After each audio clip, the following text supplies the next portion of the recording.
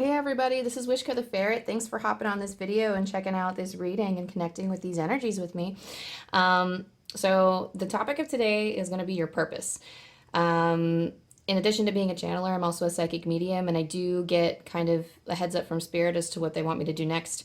And all I heard was your purpose. So whatever messages are in relation to your purpose, whether it be finding your purpose, this might be for people who know their purpose but are unsure of the path that they're taking, or how maybe they know their purpose but they're having trouble incorporating it into your life. But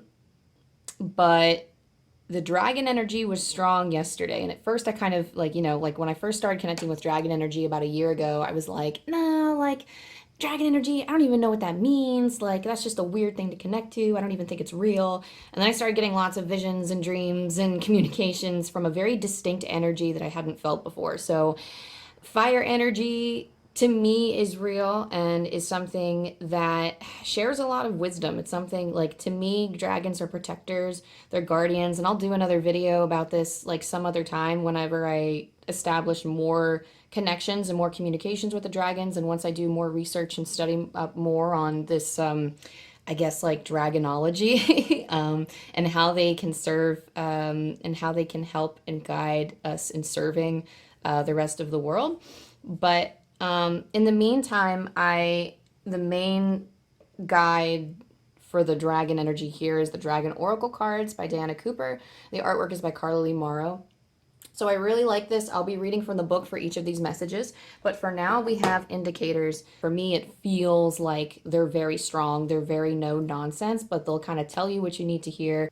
They're protective, and they're like, I'm here to protect you, but I'm going to tell you what you need to know so you can start doing it yourself. But we'll get into the piles and we'll see kind of what they say. But for the first pile, we have Fire Dragon. Burns up the lower energies around you. You are safe and protected. Be determined and inspired. Clear your soul pathway. Air Dragon is pile number 2. And helps you rise above earthly matters, communicate honestly, brings inspiration and hope, see life from a higher perspective. And then for pile number 3, we have Kuan Yin's Pink Dragon, brings firm love that resets your karmic balance. See all your cords dissolved by transcendent love. Enjoy your freedom. Look for the divine around you. And Golden Solar Dragon helps you stand in your masculine power with wisdom. Let your DNA be reprogrammed and light codes activated. Become an inspired leader. And so as you're connecting after your reading, if you can just leave a comment below and tell me how you connect with dragons and what they feel like for you, because I think that would be really fun. That would be really fun to study. I feel like there should be more people connecting with this beautiful energy we have available. But go ahead and sit with these piles for a second, and then go ahead and switch to the timestamp of the pile that you're most drawn to, and I'll see you there. A Fire Dragon pile. So we're going to get started here with a brief meditation and connecting with this energy. I figured it would just be helpful if I just didn't do it off camera. But so we're just going to sit. If you're, hopefully you're in a spot where you can actually sit and rest and you're not on the go. But maybe you can also do this meditation in your own time. But I want you to take a seat with your feet flat on the floor. I mean, personally, I'm going to fold my legs crisscross applesauce because can't be comfy. I can't be comfy on my butt with my feet on the floor.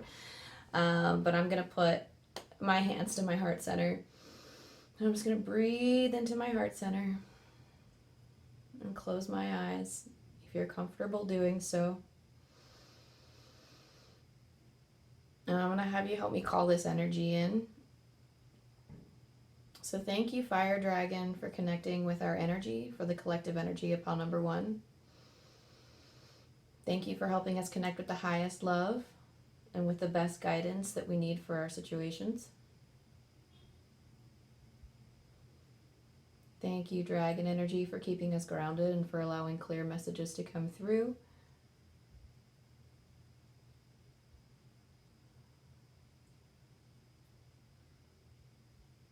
With the highest light and love that we have for the rest of the world.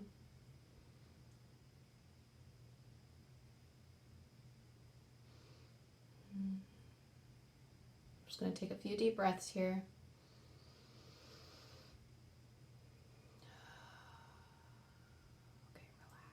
telling me, okay, read from the book. Got it. Where is the book? Where did I set it?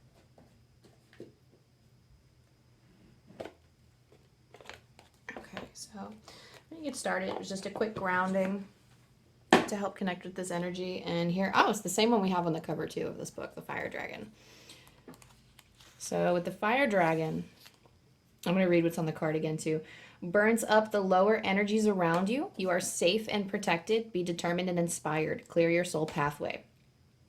Fourth dimensional fire dragons radiate a bright orange fiery light. They are powerful beings who give us power, thrust, and determination when we work with them.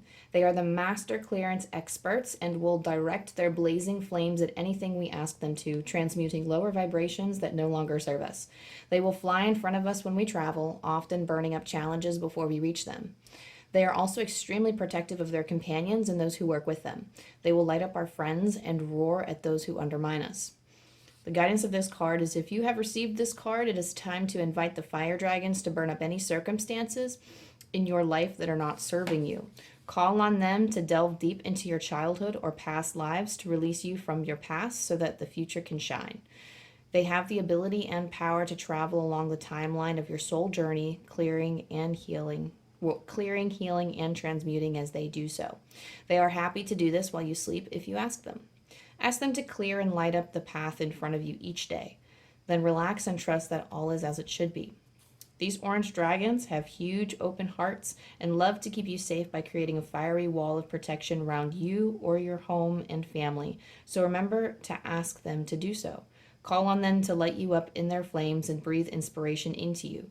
You may be amazed at the positive and courageous way you start to deal with people and situations. So I feel like, I don't know if that needs further elaboration, so we'll just keep pulling cards and see what the Fire Dragon has to say to us. But something that I love about the Fire Dragon is that this is the dragon that, like, as I've said in the intro, this is the dragon that has kind of been around me for the last day or two. Coming in very strong, coming in very no nonsense, and is like, okay, let's get this done. Not so much as like in an urgent way, but this dragon just has a very strong presence.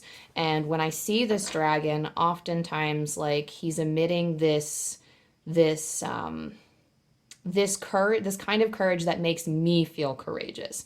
And I see him often swirling around in my energy, like his jaws are like, I got the image once of his jaws just kind of, he was just going around and just eating all of the dark clouds in my aura. He was spinning around my body and munching on these dark clouds like a freaking feast. I was like, this is the greatest thing ever.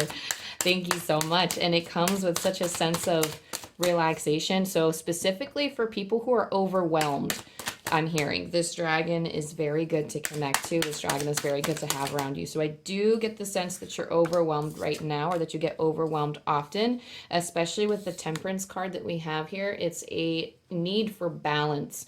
Right now, it's like you're judging yourself too much is what I'm hearing. So you're judging yourself too much and you need to slow down. There is a sense of, maybe not so much as like, I feel like for some of you it's slowing down. I feel like for a lot of us, we don't really want to slow down. And when I say like need to slow down, it's because I see two knights, specifically the Knight of Wands is super passionate and super, like go get it type of energy. Like, it's like, oh, I have a quest. I'm on a quest. I'm on a journey, and I'm excited to undergo this mission or this thing that I'm guided to do. So I feel like I feel like for this pile, you do have your purpose in mind. It's something that you're very passionate about, and it's something that you're very excited to undertake. I'm feeling like joy, and I kind of want to laugh too. Like I'm getting kind of excited about it. Like I'm like, oh my gosh, like I'm getting so excited thinking about it. So I feel like, oh, what was that? What was that just now? This journey, oh, so some of you, I hear this journey has been forsaken, or I'm hearing something about being forsaken, like this journey itself. So It's a passion. Some of you are kind of on a roll with getting there, but I also feel like some of you too are afraid you're going to leave it, or you already have, or you're inching away from it because of it's a fear-based mentality.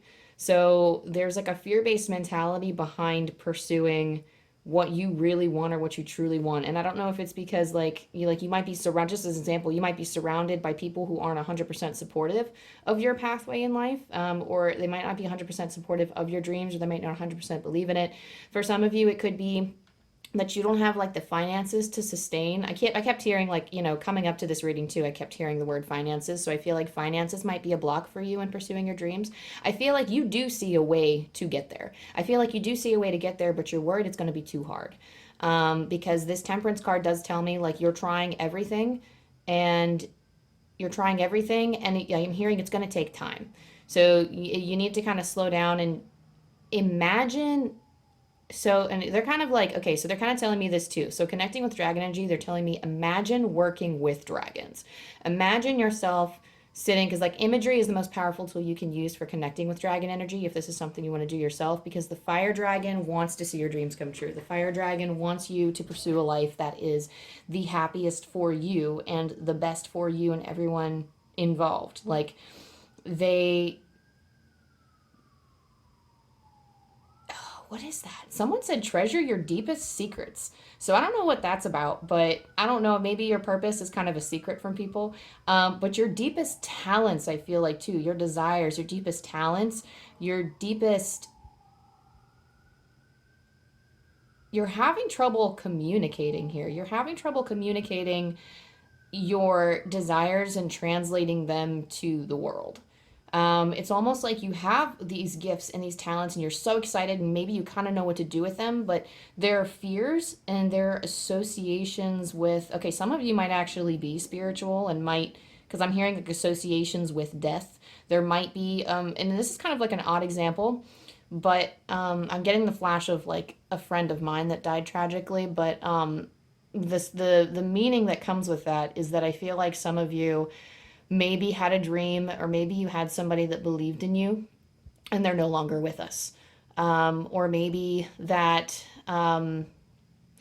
you might be thinking that like there could be some kind of shame involved when pursuing this passion, or there's something about like the death of a loved one, or that is related to this pile, or that could be related to some of you, in terms of like there are contentions, or there are fears associated because of a death, or there are fears of like there's some kind of complicated emotions that are being caused by this. And I feel like, so like they said, solved. So they feel like you know what it is, and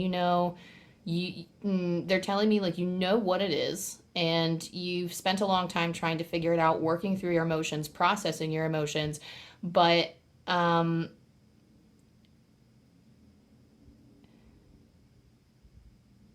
and I feel like at this point you're almost tired of hearing about it. Like it's almost like I'm picking up a sense of annoyance from something, like, okay, like I'm ready to move on. I'm ready to not focus on this anymore. I'm ready to just go on my path and do my thing. But I think you also need to understand this is a part of you that is very important. It was very important for your growth. It's very important for you now. Um, and regardless of where you go or what you do, this loved one is watching over you and being your cheerleader on the other side and wishing you all of the best. They have nothing but the best intentions for you, and they want you to keep pursuing your dreams. They don't want their death to stand in the way of you doing what you feel like, what your heart truly wants to do, because it's inhibiting your happiness, to not go for it. Um, but I feel like this is like definitely like going on the thread of this channel in terms of a loved one. I feel like I can like ride out that channel forever. So I'm gonna try to come back to the purpose of the message. Thank you, by the way. Energies on the other side for helping me connect with that.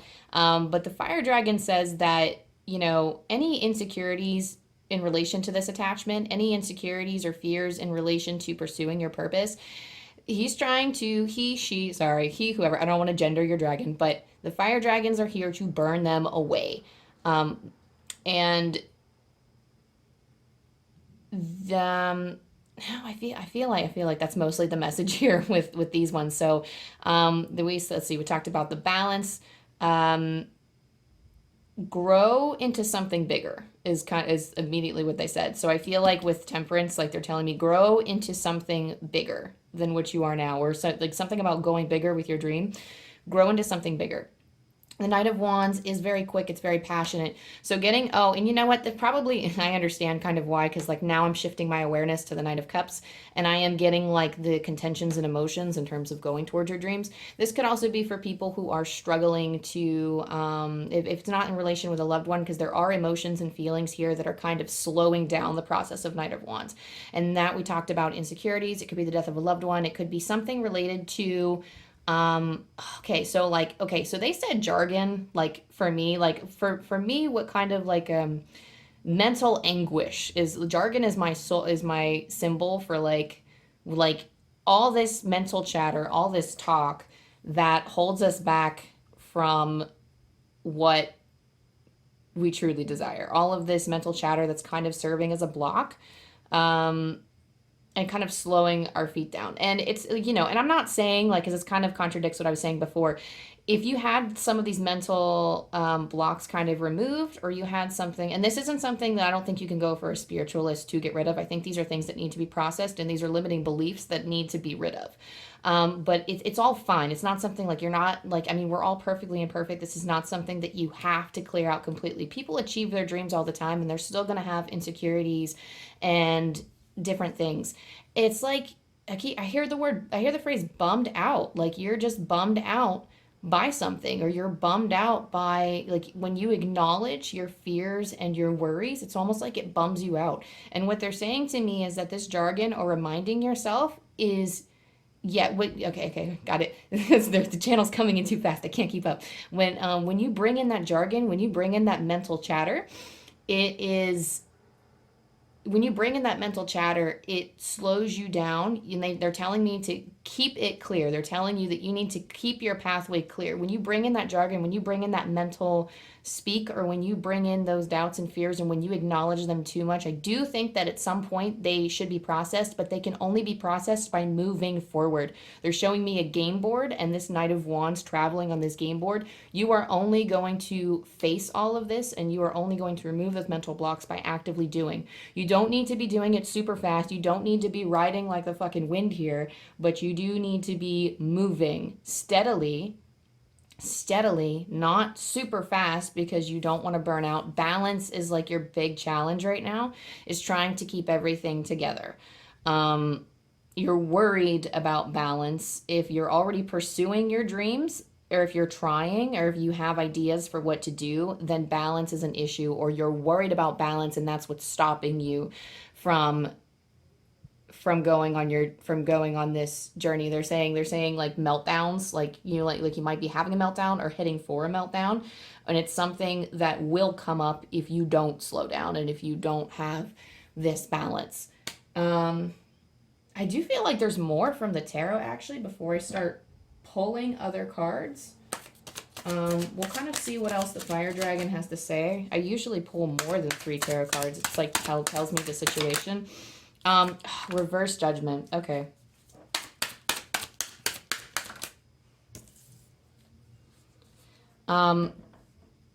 So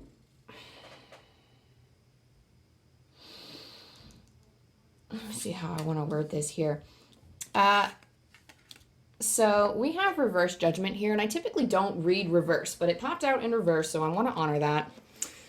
And there's something about what they're saying to me is something inappropriate. I don't know if you're worried about your purpose being inappropriate, or like there is, when I say judgment reverse, like when it's upright, it's talking about resurrection.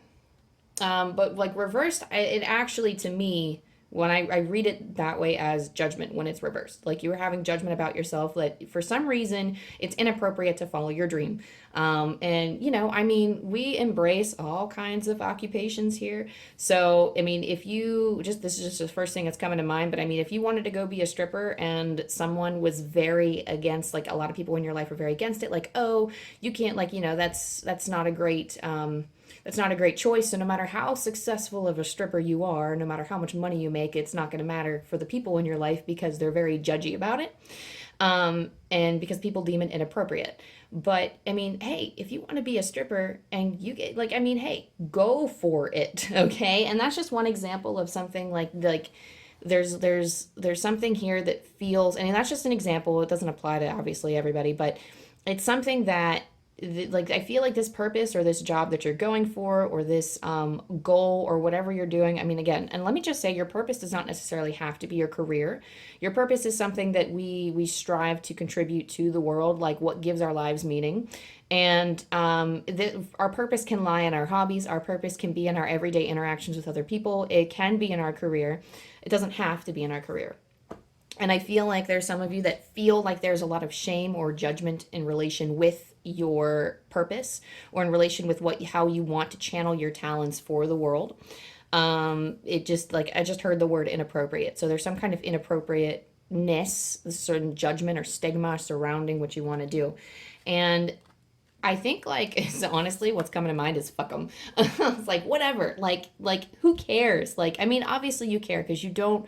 I know better than anybody that we want to be accepted. We as people we want to be loved and accepted and treasured by our friends, our family, our coworkers, our social circles, specifically coworkers came to mind. So it could be something in relation to your job as well.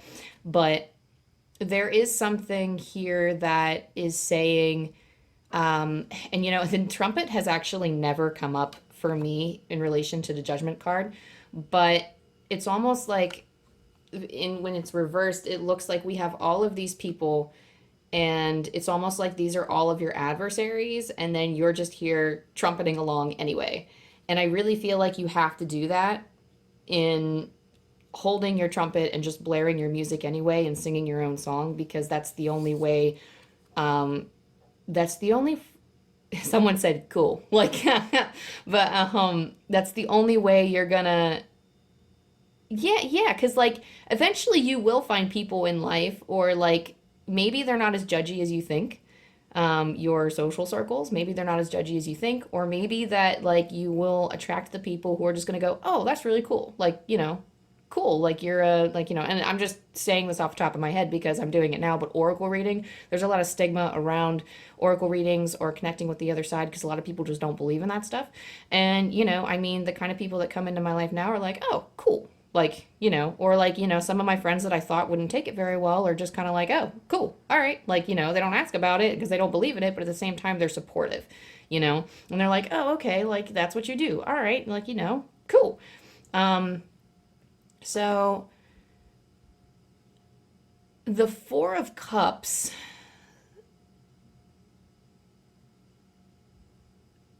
okay, so immediately with the Four of Cups, before I get into the card, I'm hearing sage your space.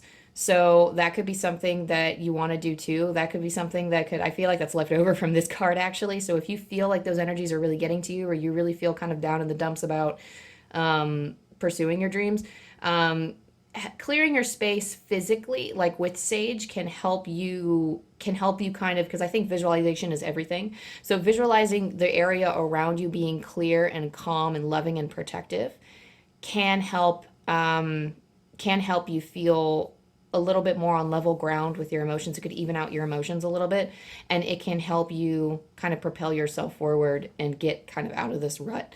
The Four of Cups here is like,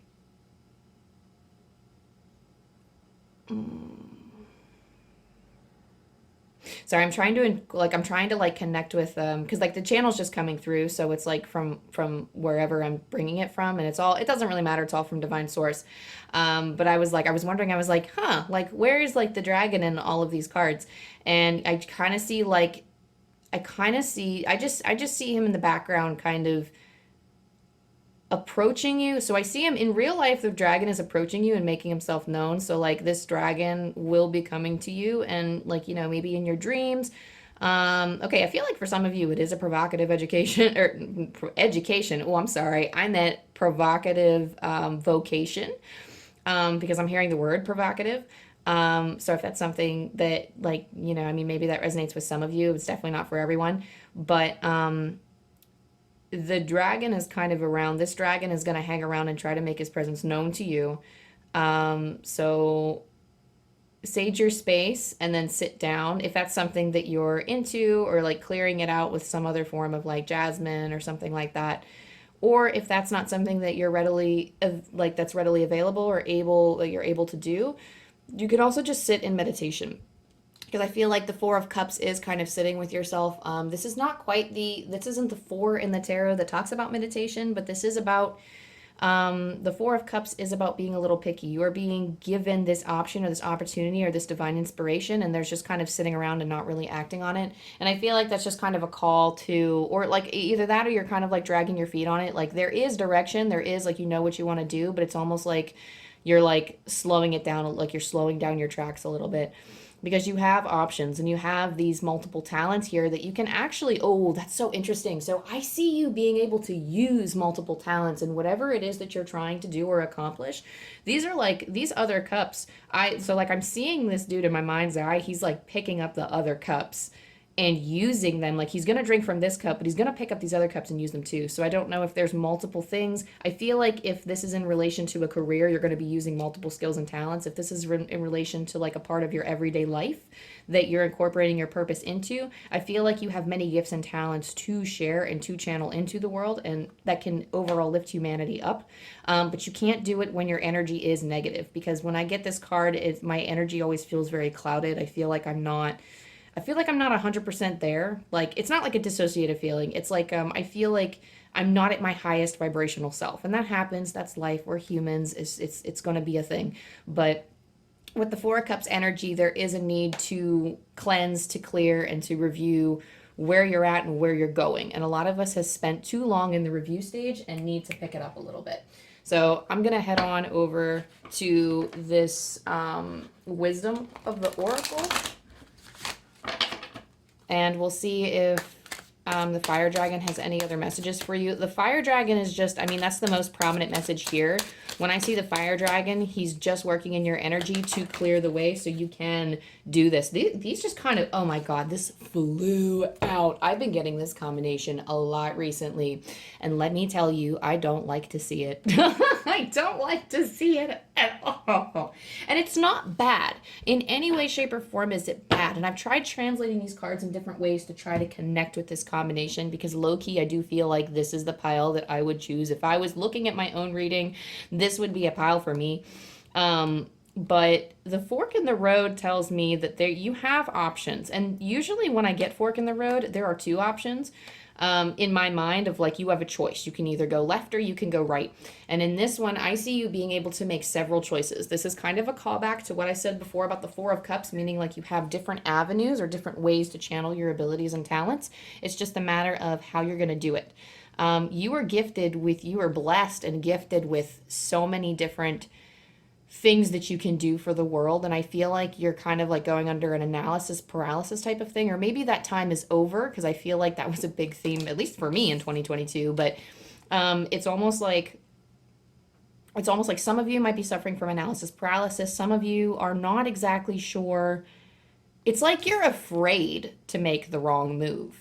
And you're afraid, like this is the overall energy I'm feeling of, you have so many choices and you're so worried about making the wrong move and choosing something that is not for you, that you're stopping and you're not making a choice.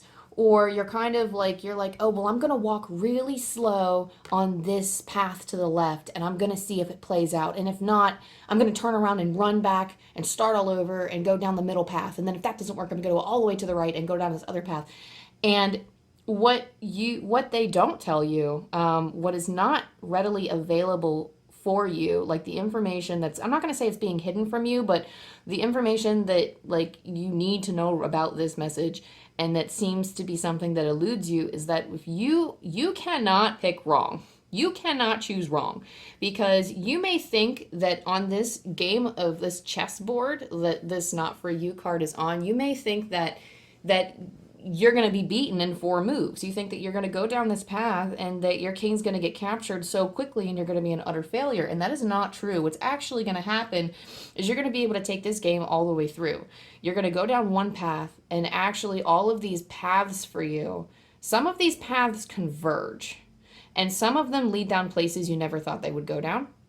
So when you take that path to the left, you might actually converge with like the path on the middle at some point and be able to do both, or not both, but like there are other paths that branch off of the path that you choose. There are endless possibilities no matter which path you pick, and by that I mean if you don't take a left, you're gonna reach another fork in the road with 5 more options, and you can pick up your stuff and choose what to. So it's almost like, and I do see this llama kind of carrying, like, he's not doing this in the picture, but is that a llama? What is that? It's a horse? Yeah, no, that's a llama, alpaca, something. A very mythical, we'll call it a mythical creature. We have this mythical creature or whatever, and in my mind, he has a lot of luggage. He doesn't really have a lot of luggage now, but when he goes down a path, he's going to accumulate luggage. And this isn't bad. This is just accumulate things, accumulate experience, tools, weapons, skills. He's going to accumulate these things. And then once he hits this path, like once he hits this fork, another fork in the road of 5 more options, he's going to be able to choose, like, okay, well, this is like kind of like a checkpoint. You're going to have many checkpoints throughout your journey. No matter which path you choose, you're going to have checkpoints, and you're going to have opportunities to come back to the start if you would like.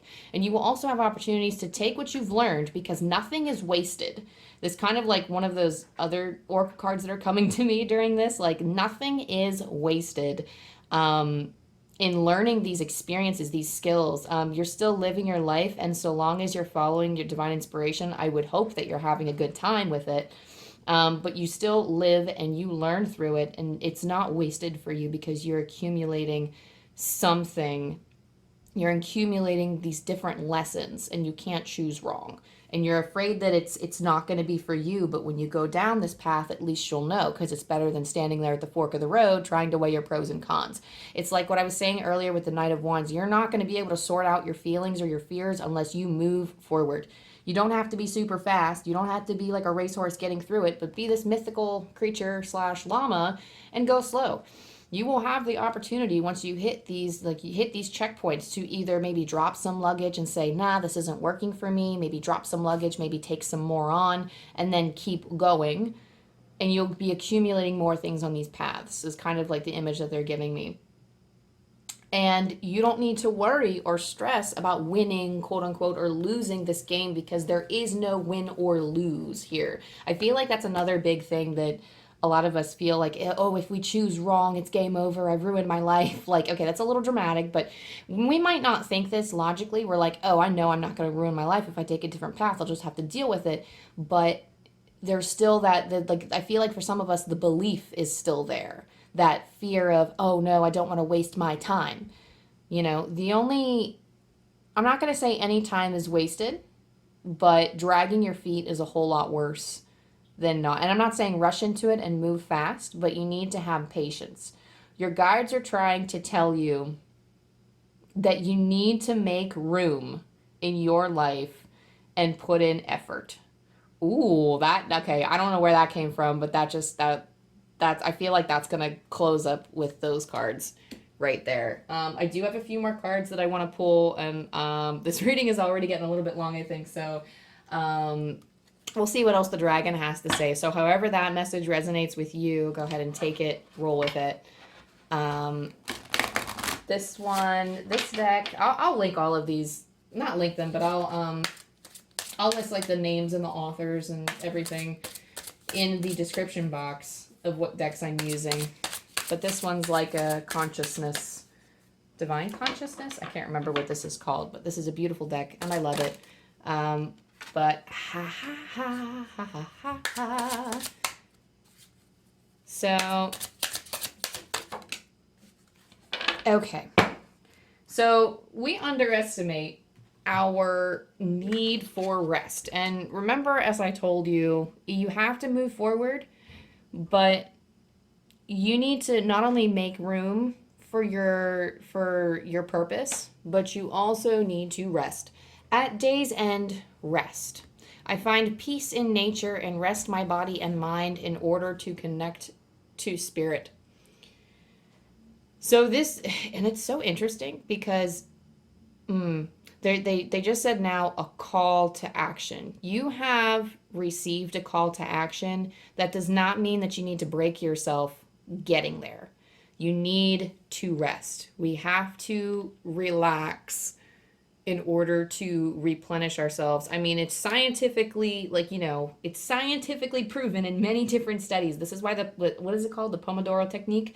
That's why that is so efficient. That's why, it increases efficiency, because when our brain works, it's like exercise. It's like physical exercise when it's for the brain.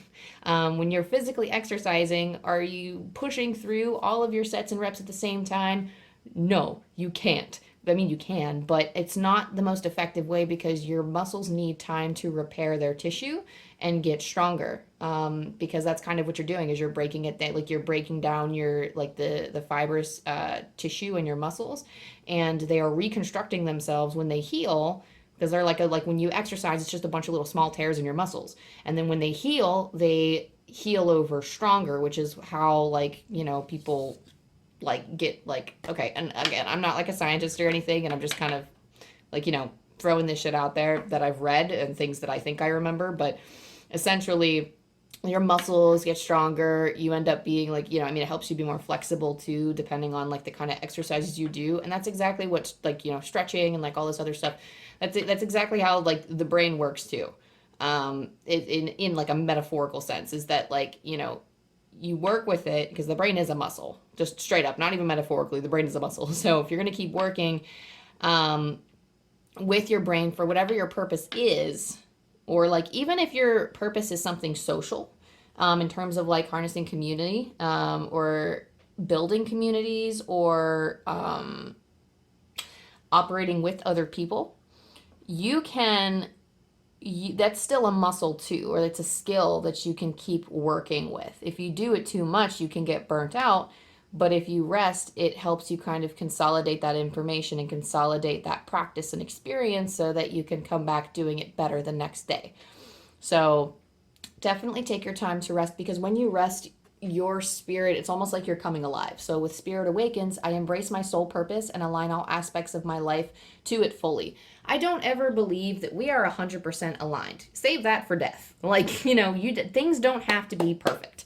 I'm getting the sense that we've kind of had this, I know I've had this kind of thing before. I'm hearing something about escapism, where you're spending so long getting lost in the spiritual things. You're spending so long being okay, well, it's not even the length of time. It's just we try to fix our lives, quote unquote. We try to change everything to make everything perfect. They're I'm not 100% in a high vibing state all the time. I'm not sure if this 100% connects with me. So I'm going to ditch my diet and make a whole new diet, and I'm going to have this very strict schedule and regimen where I'm going to exercise at this time, and then I'm going to go out with friends at this time, and I'm going to cut these people out, and I'm going to let these people in, and all this stuff.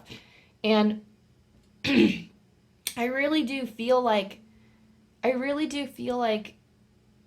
your presence in life is enough, is what they're telling me. Your presence in life, your presence in being here on this earth is enough.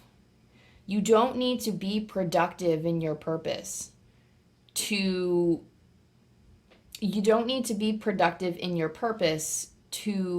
be of use, or to be worthy of divine love or unconditional love, or to be worthy of anything, because your presence here is enough.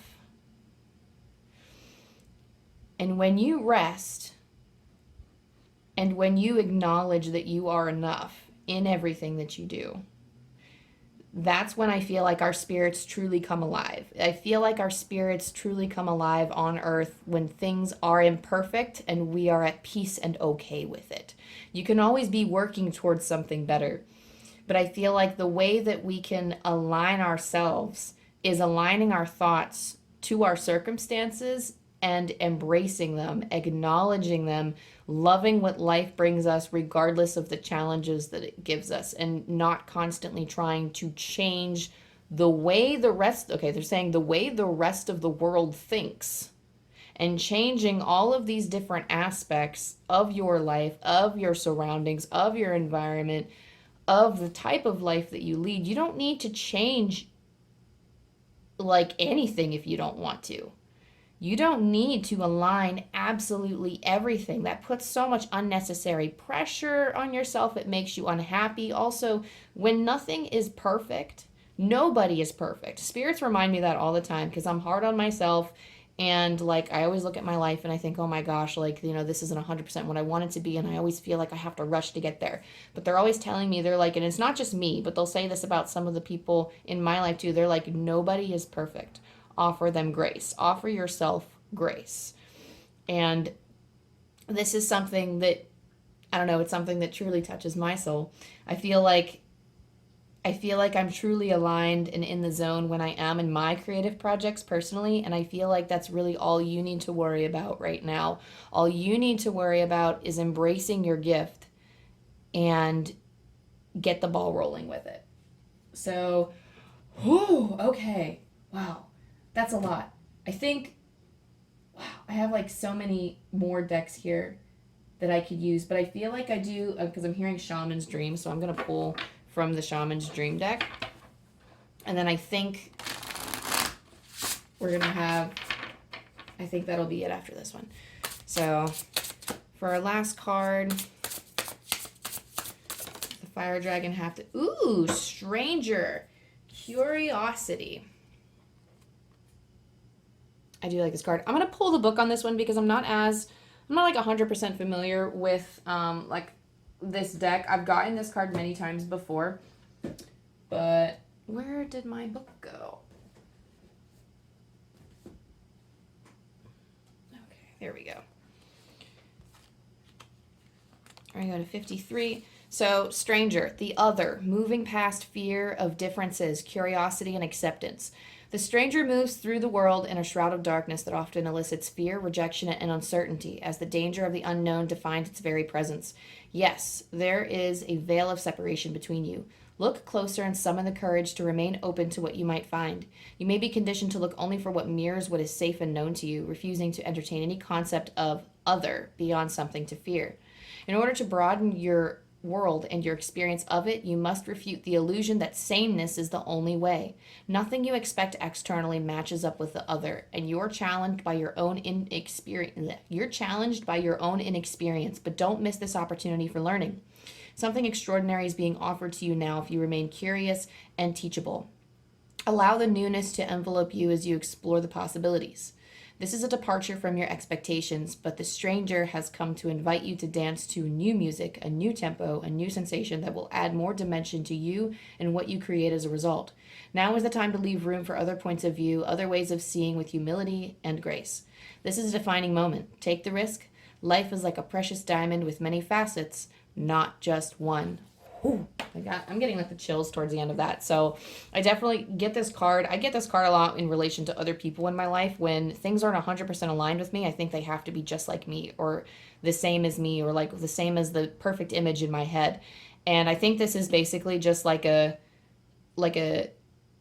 I feel like this is having grace and being more accepting of the things in your life already and the beauty that it can add to it, and also embracing the unknown and moving forward in things that you're afraid of or things that you're unsure about. I feel like there's like a little bit of like a rejection with this card too. There's like a feeling of rejection. There's a feeling of wanting to either give it or a fear of receiving rejection from moving forward.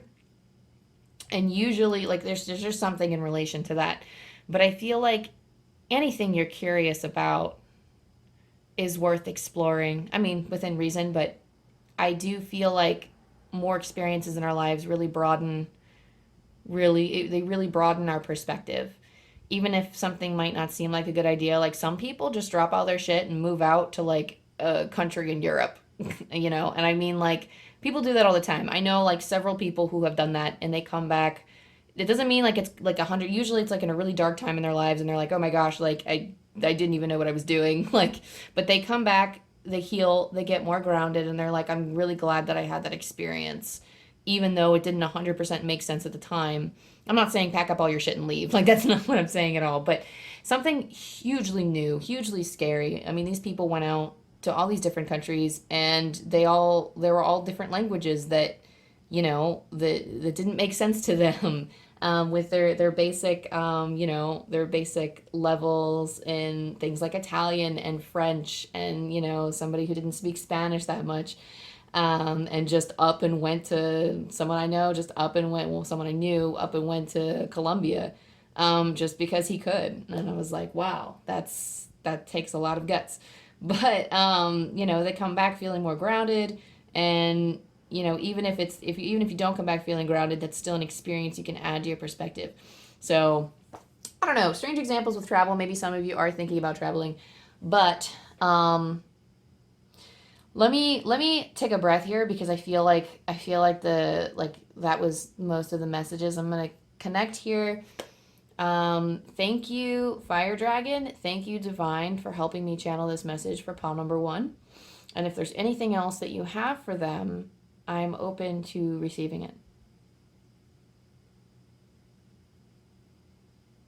Oh, okay. So immediately I'm feeling this dragon come right up. Like this dragon feels like he's just here to clear energy, but he's here in the background. So he's here in the background. I mean, he said, he, she, whoever, sorry. Mine is a he, so that's why, like, I perceive mine as a he, so that's why I say that. But he says, I am here, believe in me.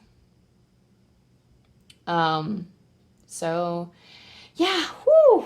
Okay, I'm a little tired now. That's all I have for you, pile number 1. Thank you for connecting with me. Thank you for allowing me to connect with your energy. It is always appreciated. I do love channeling, and I do love the guidance that I give, and hopefully you can take something away from this message and take some inspired action in your next steps to your purpose. I love you. I love you. I love you. Thanks for hopping in the ferret den, and I hope you have an amazing week. Bye. Hey, pile number 2, if you chose this pile, then you chose the air dragon. Helps you rise above earthly matters, communicate honestly, brings inspiration and hope, see life from a higher perspective. So we're going to do a brief meditation to connect this energy before we start. Just as a heads up, my ferrets are making a little bit of noise in the background. It's their playtime at the moment. I'm doing this reading the next day after like the intro and some other readings, so we're just going to take our hands together and place them to our heart. And hopefully you're in a space where you can slow down a little bit and close your eyes. And I'm going to take a nice deep breath in towards my heart space. And then let it out through the mouth. And just work on calming your body. Thank you, Air Dragon, for helping us connect with your energy, and for the energy of pile 2 for the collective. Thank you for helping us give messages in regards to pile number 2's purpose.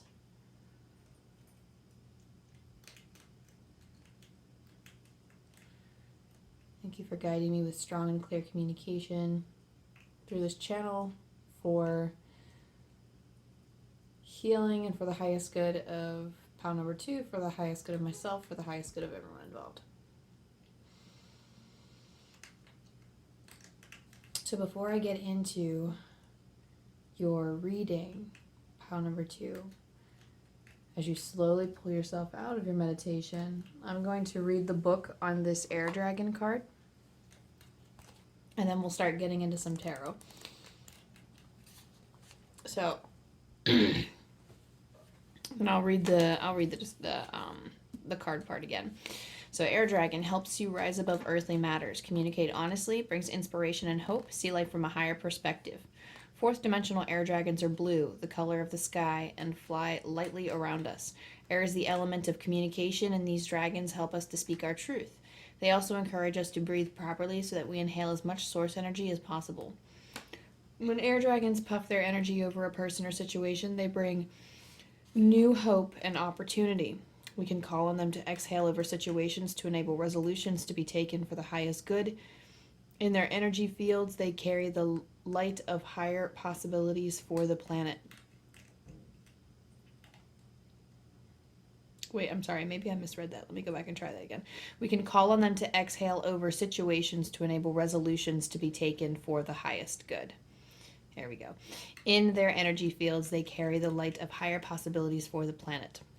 The guidance for this card is that air dragons suggest you take things lightly, so choosing this card indicates you should relax and look at part of your life from a higher perspective. Air dragons also inspire you to communicate honestly but lovingly in a way that calms and soothes everyone around you and promotes good outcomes. Honest communication will bring pure white light into your aura, and when this happens, everybody will trust and respect you. Blue air dragons are supporting you as you rise above your challenges. They will help you to say the most tactful or inspirational words and assist you to stand in your power with integrity. Breathe blue and white light into your heart center, and as an air dragon appears in front of you, breathe the light over it. In this way, you are energizing and motivating it so that it will always be connected to you. It is time to decide on your next step, so be clear about what you really want. Your air dragon will accompany you as you fly towards your chosen destiny. So I'm going to start pulling tarot and see what other messages the air dragon has for you. I'm going to stick this right up here. Actually, I feel like putting it up there this time.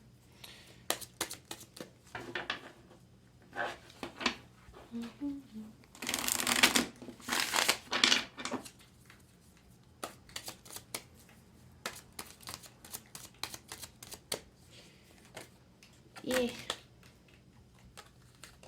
All of these cards want to come. Okay. And you got a lot of them.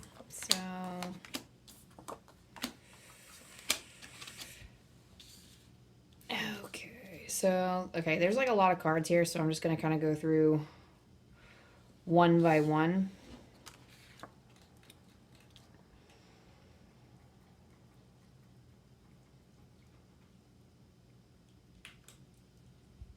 I don't know. For some reason, I'm hearing a lot of like medical information. I don't know what any of it means, and I don't know what it's translating to, but maybe if you connect with this pile, there's some kind of medical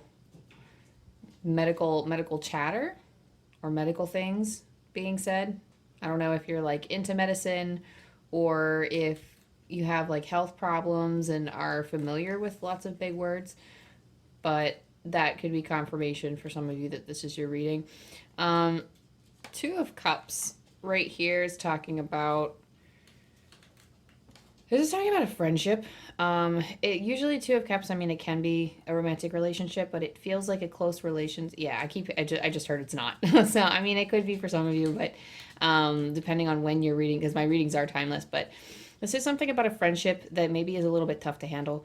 This is a friendship that, you know, it tells me with like the Seven of Wands that it has a lot of challenges to get through. There are a lot of challenges with this friendship. And I don't know, it's telling me something about a significator, so I don't think it's quite related to your purpose. Yes, I'm just going to go with the channel and kind of see what it does and see what they say. But there's some kind of strife that's coming from this friendship, and they're kind of with the Nine of Pentacles. Your guides are telling you to slow down and take it easy.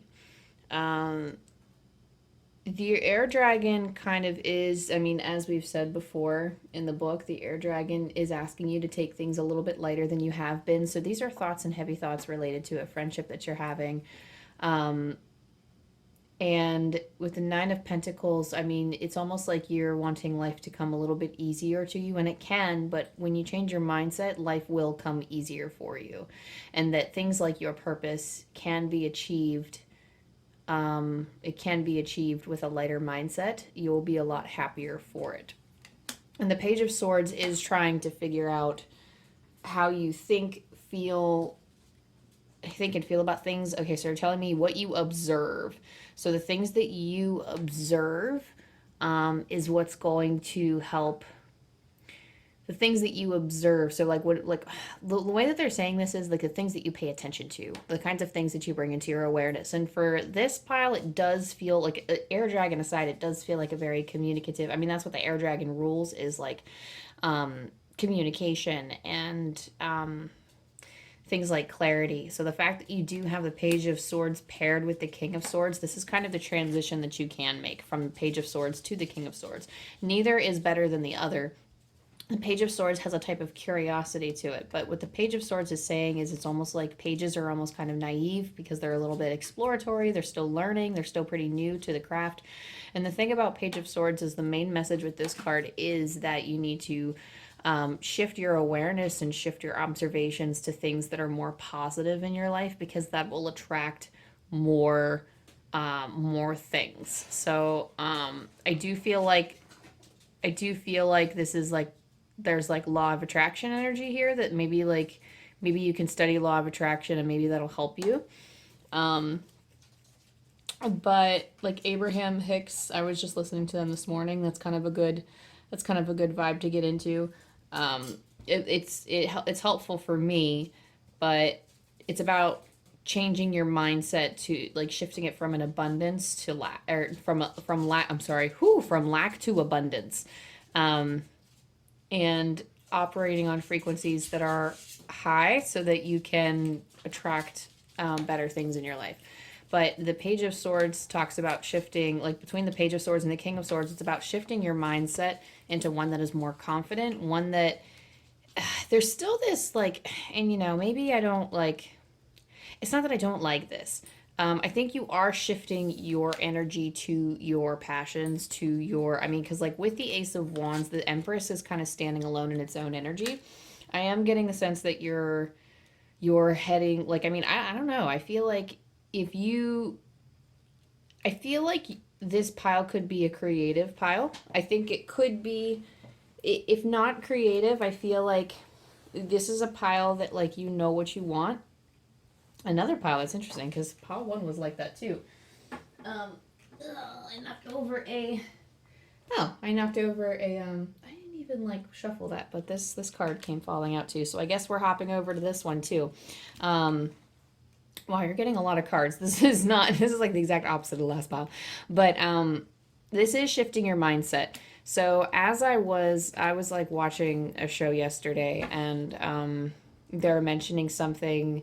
They mentioned a certain topic, and I was thinking about it briefly, and then I heard a ringing in my ear towards like my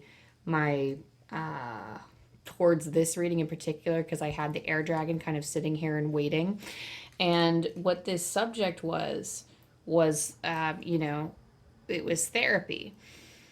And I feel like the message here, it was kind of like, it was Spirit kind of calling me to share that there's like a reluctance to go to therapy. And I do feel that, like, I wanted to check the cards for confirmation first before I just kind of threw it out there. Like, I wanted to make sure it was your message.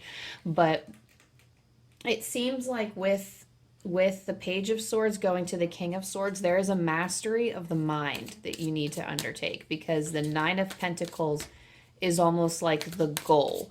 Okay, so I'm getting the ringing in my ear. They want me to talk about Field of Dreams next. So these are all of the intentions that you have within yourself that you have set.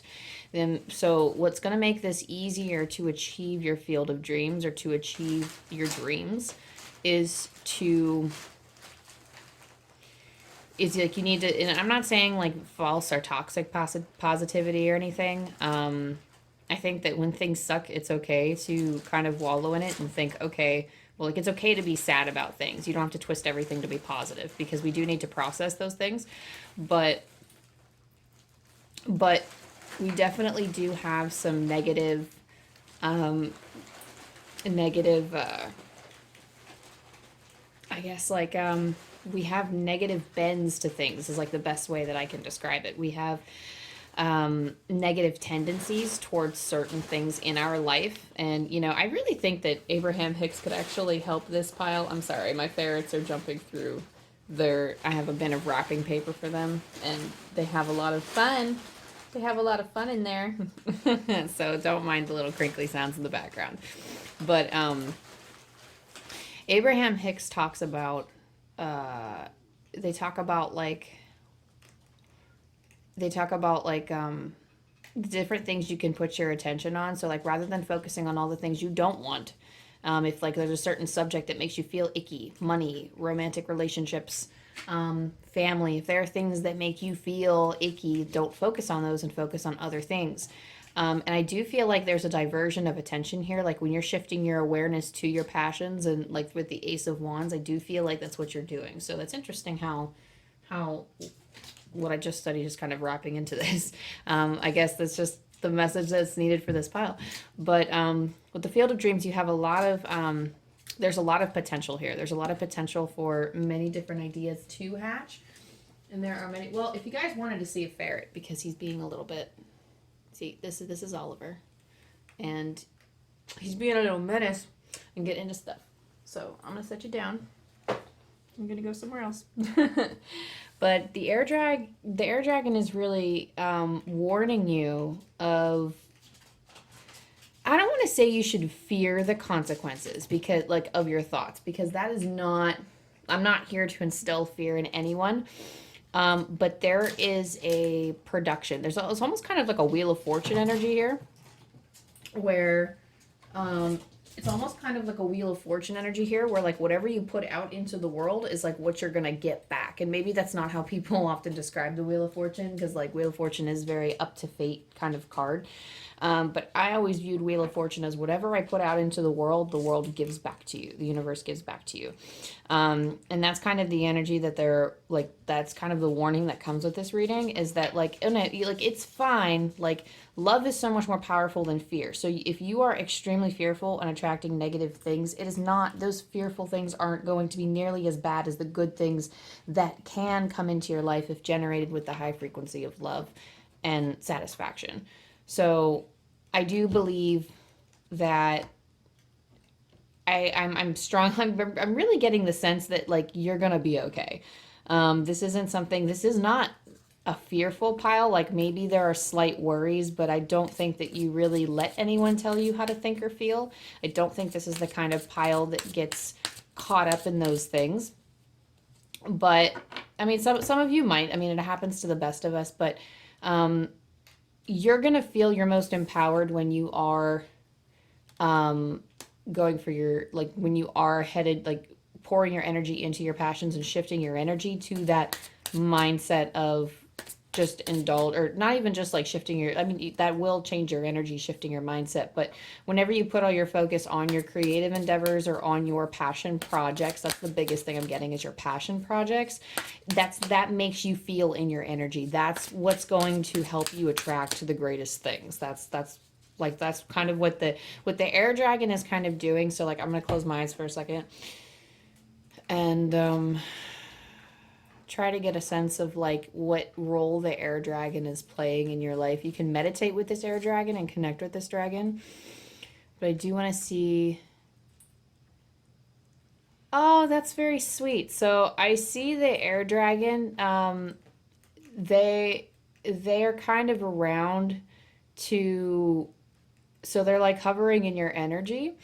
And whenever it's necessary, I see them picking up like rocks or heavy weight in your life, and I see them just like lifting it higher so that it's not, so that it doesn't feel as burdensome. So I do feel like, if anything, they're trying to lighten your load, these air dragons. So, oh my God, you got Dragon's Lair too. Oh man. So Dragon's Lair, okay, I just love that there's a dragon in this card. But the Dragon's Lair, see, I feel like there's stuff I want to say about this card that doesn't quite match up with the energy of the card, but let me go through the energy of the card first. So the energy of the card is the Dragon's Lair worries. I don't know. So like sometimes like there's like a dragon's lair within us all. There's some kind of dragon's lair. This is like the area that we kind of like, it's a dangerous place. We know we're not supposed to be, but we go in there anyway. And we explore the darkness in a sense. And exploring the darkness is great for when we want to process things, when we want to accept our shadow self, when we want to do our shadow work. And a lot of people, the mistake they make is spending too long in the dragon's lair. That, sometimes if we go into the darkness too much, if we go into I wouldn't say too far into it. I do believe that anytime we go in the dragon's lair, even if we end up kind of being our own, I wouldn't say our own demise, but whenever we cause a lot of our discomfort by staying in there for too long, we still are going to come out stronger. But that doesn't mean we should stay in there for a long period of time. So there is a danger, especially with the way I feel like this pile thinks. Because our energy needs to be more positive, it's going to be harder to explore these depths. But in order to think more positively, we have to explore these depths. So I wouldn't say it's quite a catch-22. You got to do what you got to do in this sense. But don't spend too long in the dragon's lair.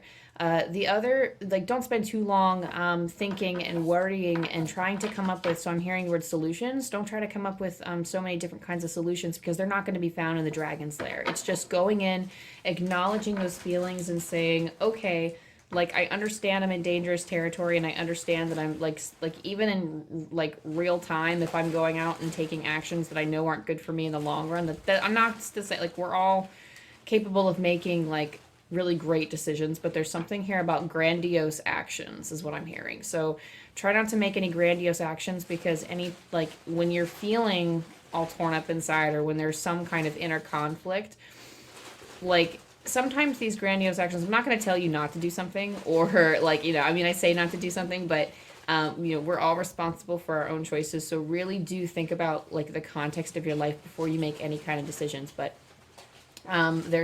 there's something that we do with grandiose action sometimes. We think if we do something big and dramatic, sometimes it's necessary. Sometimes grandiose actions are something that, I feel like this pile some of you might do grandiose actions. And I might be saying that word wrong, but basically they're just really big actions. And sometimes if we're unsure about how we feel about something, or if we're conflicted, we'll do something really, really big. And then we'll think, okay, well, this is going to promote the consequence, or no, this is going to give me the consequence that is going to promote this awareness within me. And it's going to help me figure out how I feel about it. Because we might think we want something, we're actually conflicted because we see both sides. So we're like, oh, well, I'm going to do this thing, and that's going to help me figure out, if it was the right choice for me. And, sometimes that helps us figure out where we need to be, but sometimes it could also be, it could be a cycle of continuously doing all of these grandiose things because we're trying to cling to this one truth or this one hope that something's going to work out in a certain way, and it's not working out in that way. But we're trying the same thing again and again with all these big gestures, pouring all of this energy into something that's not giving us the return that we want, because we're hoping that opportunity is going to eventually give us that return, and it's not. So there is, I feel like that's veering a little bit off, but I feel like that might be the message for some of you. I do feel as if that there is something for you to discover in this dragon's lair. I do feel like there is a positive message to this card. Remember I said earlier that I was getting 2 messages. So while we do have a warning with the dragon's lair, which is what I said earlier, there's a warning here. There's also a positive note. So the dragon's lair, especially in a dragon's reading, it is still somewhere, when you explore this space, it is something that is completely and totally safe. That's another thing you need to keep in mind too. The dark parts of ourselves are not meant to be shunned or shamed in any way, shape, or form, because you see how these dragons are also nearby. These dragons kind of look very similar in the way that they're turning, the way that their wings are kind of expanded. I do feel like it's meant to mirror that in this reading. I do think that the air dragon is hovering, as I've said, near your energy, but they're also going to be nearby to help you make light of some heavy situation. So they're here to help relieve the burden when you go into Dragon's Lair and when you do all of this processing and dissecting. And, there are things in the Dragon's Lair that we can let sit for a while too. So definitely make sure you do that exploring work soon when you feel good and ready. Because I feel like that is obstructing whatever opportunities. I feel like this is a pile, You're not going to know your purpose unless you try. If you know your purpose, that's great. You can keep going. But trying to get your life into alignment and aligned with your purpose sometimes is hard. And I feel like maybe just gathering your life and getting it all, I'm kind of like seeing like a, I don't know how to describe it, but it's like it's kind of simulates like a triangle, like one of those triangle setters in pool where you take all of the balls and you put them kind of like in this triangle when you basically set them. And what I'm seeing it with like a rectangle, like getting everything in line and like getting all those balls in like this really long like vertical line. But it's almost like getting all of your, in order to get all of your things in life aligned, you need to keep going with whatever it is you're going. Like whatever it is that you're doing is working for you, or you're trying to figure out how it works in your life, and you just need to keep stepping forward. And that is actually a good way to process your feelings, by trying new things, because you don't always have to sit down and journal and wallow in it all day, especially when you have like a negative view of it. And I do feel like if you are kind of against therapy, maybe work on, maybe try to open up to the idea that, you know, talking to somebody, I know for some of us talking to strangers may be uncomfortable, but it's something that can really, like, I know when I had one, I had a lot of reservations about going to therapy, and it's something that, like, it's just a person to talk to who can mirror questions right back at you so you can help explore your own feelings. It is a guide. Like a therapist is like a guide that can help you sort through your inner turmoil in a constructive way, and who can help you come up with ideas for how to deal with it in real time when we're going about our daily business. When this comes up in this situation, what do I do?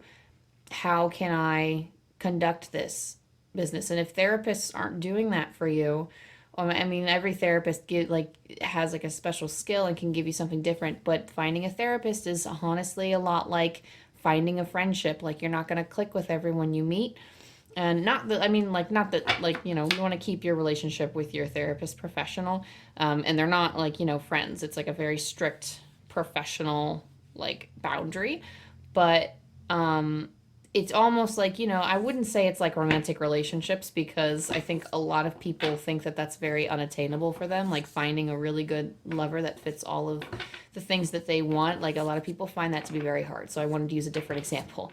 But finding a friend out in public that you can connect with is hard. But you know, there are a lot of nice people, and there are a lot of people that you can click with, especially if you go to an event where, you know, you all have the same interests.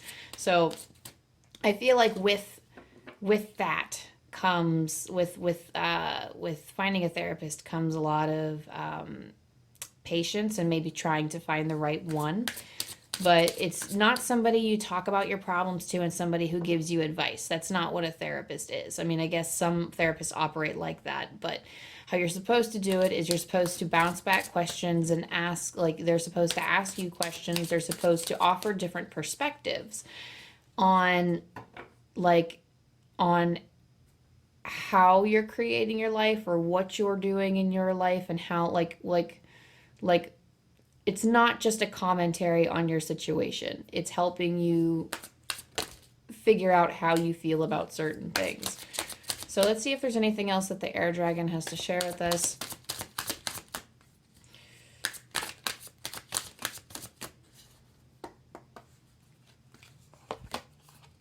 And we have cleaning house. It's basically, well, I guess that's like, it fits in with the reading a lot, where it says cleaning house is taking a broom and a duster to all of the cobwebs and the dirt in your energetic space, in your physical space. They say that a physical space is a reflection of your, I wouldn't say, like, your spiritual space, your spiritual energy is a reflection of your physical space. So if your house is very, very messy, you may feel really off. I just feel like people are naturally clean. Some people are not naturally clean and just kind of throw things everywhere, but it's going to make them feel icky. Usually, at least a lot of people I know, like, people have a general tendency to want clean homes, and they want things to be nice. I guess sometimes you can use the argument that, oh, I'm messy and everything's accessible, but I know that even like, I do enjoy messiness for that benefit of, oh, things are cluttered, but I know where everything is. Things can still be clean and you can know where everything is, but it's also, you have to exert effort to get the things that you want. Like, oh, I put everything up on this shelf where it belongs, but now I have to, go get it like across the room when I can just leave it here on my like, desk where I put all my junk. But clearing your space and actually, putting forth the effort to get those things. I mean, it definitely helps, and I think not wanting to put forth the effort to get those things is a reflection of, I mean, some people value that comfort, some people value that convenience, and this is not like a judgment zone or anything. Like, this is a judgment free zone. So, but usually what I find is that people who are very messy are uncomfortable with it, or they've gotten comfortable with it because they're okay with messiness, but they're like, for a lot of people it works for them, but for a lot of other people this might be a pile where it doesn't work for you. So cleaning up your energetic space is like cleaning up your physical space is going to help this pile's mind, I feel, clear up a little bit more and help them think a little bit clearly. Usually I also get like a feeling, I guess it's not as imperative, but you can also clean up your space spiritually as well. I feel like this is talking about more physical stuff in this reading, like cleaning up, like physically, quite physically cleaning your house. But this could also be clearing your energy by like, taking smoke to the air and doing whatever kind of clearing practices, either with like sound bowls or incense or sage. I know they're talking about chakras too. So clearing out your chakras if you want to go visit an energy healer, or if you're very into Reiki, or any type of energy healing work that you can do, maybe meditations and visualizations of clearing your own energy. Those kinds of things can be very helpful for you. Just make sure that your physical space is also being cleaned out too. And this is what I was talking about with, like, remember when I said that this this pile had a very Wheel of Fortune energy? This Feast of Plenty is basically talking about the same thing, choices and their consequences. I really think this is like the law of attraction is something you should Google or look up, or YouTube, or whatever you do to maybe go check out a book or something. But law of attraction, this is choices and their consequences. I'm going to pull the book on this one. I've gotten this card plenty of times, so I know what it means, but I want to read you the message of this card. So, Feast of Plenty. Options, choices, and their consequences, life's blessing. A great feast is laid out before you and requires you to choose. What will satisfy your hunger? Something new and unconventional with its potential for bitter or savory qualities, or something you already know you love? You are faced with a plethora of options right now, and while that may seem to be an extraordinary thing, too many choices can throw you off balance. You might be worried that once you commit, you won't be able to turn back or refuse to confront the consequences of that decision. The most important thing to realize is that the feast is offering you experience. No amount of overanalyzing or strategizing will help you make the right choice now. Don't debate the right or wrongness. Instead, just choose. In the choosing is the seed of experience, and that is what is necessary now. Sour, bitter, sweet, savory. What matters is relishing the experience until you digest all that your choice is offering you right now. Only one warning: avoid the same choice if it keeps you hungry. If something didn't feel good or does not bring you what it seemingly promised, do not choose that again. The experience will only repeat itself, and you will have more than a bad taste in your mouth. The feast is yours to enjoy. You can always go back for more when you're hungry again, for life's blessings are ever available to you and calling your name. So again, this is talking about the things that you're pouring your energy to. These opportunities and these options are available to you. But especially with all of this thinking energy, interesting, because like the last pile got something sort of similar too, but they were more passion driven. This one is more, they were more like action driven. This one is a lot less, this one's a little bit more stuck in kind of analysis paralysis, where you're kind of frozen and not really knowing where to go or what to do. But in terms of guiding this back to your purpose, I do feel like you need to make light of the situations around you, because they can be, and I don't want to say like they're distractions, because what's happening in your life is important. And it's not like those things are not meant to be like as silly as distractions, because I mean, there are big things that happen in other people's lives. But for something like this, there is, like, whatever you put out is what you get back. Wherever you put your awareness is what comes back to you. Whatever, like, it's, if you put your awareness, like, if you spend too long in the dragon's lair, it's going to make you feel icky, like if you're there for too long. I think there's a satisfaction in uncovering something in your shadow self that when you bring something to light, you feel so much better about it. But when we spend longer trying to chase that satisfaction of what else can we uncover, maybe you've uncovered everything you need and you just need time to work through it. You just need time to live life until that ache has passed. And then in terms of, like, you can pour the energy into cleaning your space. And I mean, that for me makes me feel good and it keeps me feeling good. So choosing whether to stay in your mind and focus, does that really make me happy? Start recognizing what kinds of what kinds of epiphanies are you having, if you're having any at all, from your overthinking and analyzing. And this isn't me telling you not to overthink and analyze. Like, again, I said don't think and overanalyze, but again, you make your own choice in that, because you need to figure out, is this really something that's serving me? Because if you truly believe that, like, overthinking and overanalyzing is serving you, then you're going to keep doing it. You're going to find ways to keep doing it. I mean, personally, my dreams are always reflecting these things back at me. Like, I can tell, like, because I converse with spirits all the time. Like I said before, I'm a psychic medium. So I'll have dreams that very clearly are the opposite of what I proclaimed the day before. So obviously my beliefs, the things that I'm saying to people are not quite, they're contradicting with the beliefs inside me. And when I have those dreams, I'm like, huh. Like, but that, like, when I said it and I think about it, I still think there's truth to it. I still think there's a lot of truth to it. But the things that I'm saying, it's almost like I'm trying to convince myself that I believe them. So you need to give your emotions, you need to give your beliefs time to formulate and to catch up. And that's okay. But in the meantime, you have to keep taking action and keep moving forward. Not grandiose actions, not big ones, but take small actions towards your dreams, because that is what's giving you kind of this glowing boss ass energy. That's what's going to help you feel confident and back to yourself again. That's what's going to help you feel like you have some semblance of control over your life. And a lot of times we do feel like we don't have control over our lives because there are all these external factors and we're focused on all the things that we can't change. But if you focus on all the things that you can change, then I feel like you're going to make it. I feel like you're going to lead a happier and more fulfilling life. I'm going to do like maybe 2 or 3 more cards from this Secret Garden deck, and then because I'm really getting the sense that the reading is kind of closing out.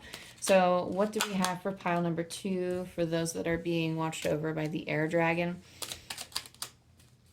So know that this journey is worth it. You will transform out of this. It says rise above any situation and become the best version of you. So whatever this kind of work is, so I'm hearing the words, like I'm hearing the phrase scaling up. You are kind of scaling up or leveling up in this sense. So you will, like, after all of this process is said and done, because it is a process, and it may be a process that repeats itself throughout our lives just because humans have tendencies. We get that. Like, it's human nature to, be a little bit afraid, try to work through it. I mean, all of the things we're doing, it's natural, it's normal, and it's not to be shamed or anything. But there is a transformation that can come out of this. And also opportunity. There's no use looking for luck. It arrives at unexpected times. So I feel like with the more you shift into a positive mindset, the more these opportunities will come into play. Like, the more these opportunities will show up for you. Because I do feel like, especially with opportunity over Empress energy here, I do feel like once you're, like, there are more opportunities showing up when you...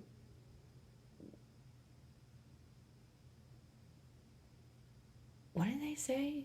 Someone said something just now, and I was like, what? Say that again. Take into consideration...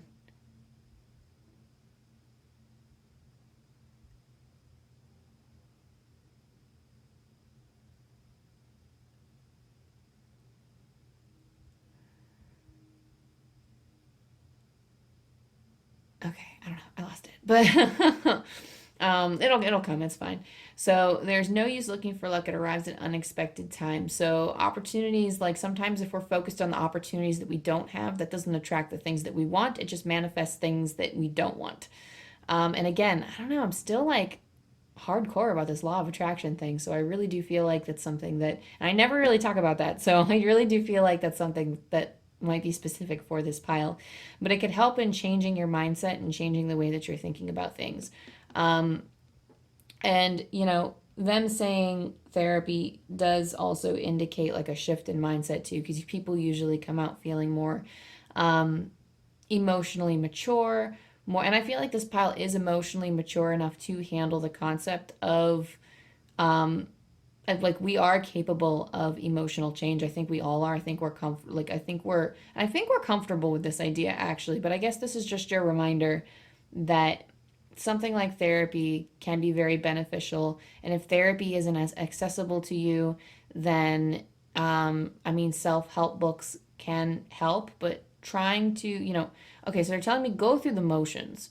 Go through the motions, and maybe some of you feel like you're only going through the motions, and I don't want to take this like I don't want to take this channel too far because I do sense it getting into other territory, but I do feel like this is a pile that may suffer from, I mean, not to trigger anyone, but this may be a pile that does suffer from depression. And I'm not diagnosing anyone, but there could be some tendencies of kind of sitting around, doing nothing, not wanting to pour your energy into the things that matter to you.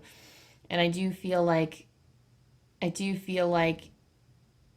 there's a heaviness here that isn't normally found in other readings. It's like a general feeling of, and I feel like you can function and I feel like it's fine, but I do think that it's something that you can enhance the quality of your life if you would take care of that, if you would take care of your mental health. So I mean, I think we can all use therapy. I think we can all benefit from therapy. And this isn't me diagnosing anyone. This isn't me saying that, oh, you are depressed and you have this and you have that and blah blah blah. Like um personally, I have anxiety and depression, and I know that like I'm very high functioning on it, and I found many ways to cope with it, and I do feel better coming out of therapy. So if that is a message that resonates with you and you do feel like, if you do feel like you um or like you've been kind of tossing it around or wondering, then maybe it is time to go, to a doctor, and maybe sort that out.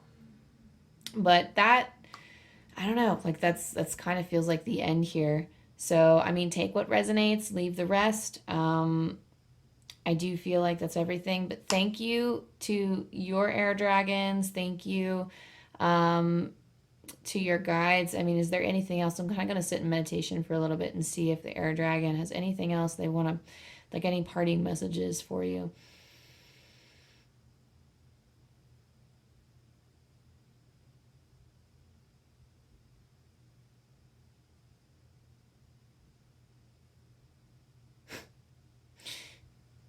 Okay, so this dragon is actually really playful. Like when I tried to imagine them, they came up and like kind of like booped their nose to mine.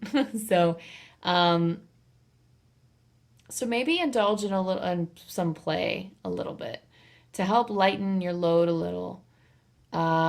Maybe having a playful energy can help you. That seems to be like a parting message is that don't forget to indulge in the playful side of life because that can help you think of things in a much lighter tone. But anyway, thank you, pile number 2, for checking in. Thank you to all the spiritual energies involved. That feels very transformative for me. So I feel like I'm going to take this advice with me throughout the rest of my day. But yeah, if this resonated with you and you liked it, definitely feel free to comment down below and let me know how you connect with dragon energy, the kinds of things that you feel, maybe the kind of visions you have, because I'm interested in hearing it all. Leave a like and subscribe and all that good stuff, and I will see you soon. I hope you have an amazing week. Bye. Hey, pile 3, if you chose this one, this dragon is Kuan Yin's pink dragon. Brings firm love that resets your karmic balance. See all your cords dissolved by transcendent love. Enjoy your freedom. Look for the divine around you. So, as with all the other piles, I'm going to start with a brief meditation to connect ourselves to this energy, to pile 3 and Kuan Yin's pink dragon. So, wherever you're at, whatever you're doing, hopefully you're in a place where you can actually sit and put your hands to your heart. I'm going to put my hands to my heart. I'm going to take a deep breath in. Feel roots from my feet going down into the ground. And a light shooting up into heaven. And I'm going to ask that Kuan Yin's pink dragon come forward, that the divine help us in facilitating this communication and connection, to channel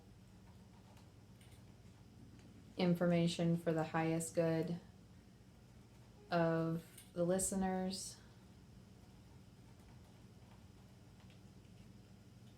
the most loving thoughts and intentions behind it.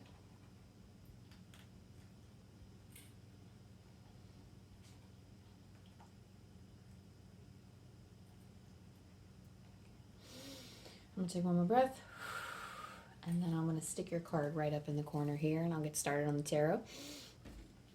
So I usually do the tarot to check for what's going on in the situation, or like what's the situation now. So in relation to your purpose, Kuan Yin's pink dragon, how can we, what can we say about the sitter's purpose, what they came here to do, or where they're going if they already know. Right off the bat, I'm hearing that the divine is guiding you. So like when I was connecting with this energy first off, I was getting suspicion. So I don't know if we're just suspicious of the divine or how that's happening. I feel like we're heavy on the intellect in this group, or we use logic and reason, but sometimes it's to a fault. It sometimes takes the magic away. I do feel like this can be a very magical pile, and I'm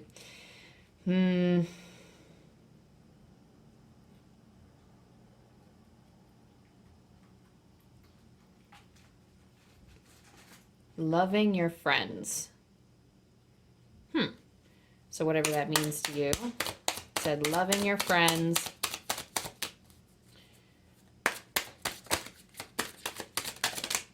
Ingenious ideas or possibilities. There's something here that can be, there's something here that can be worked through. There's something here that can be manifested. There are opportunities here that like can lead to abundance.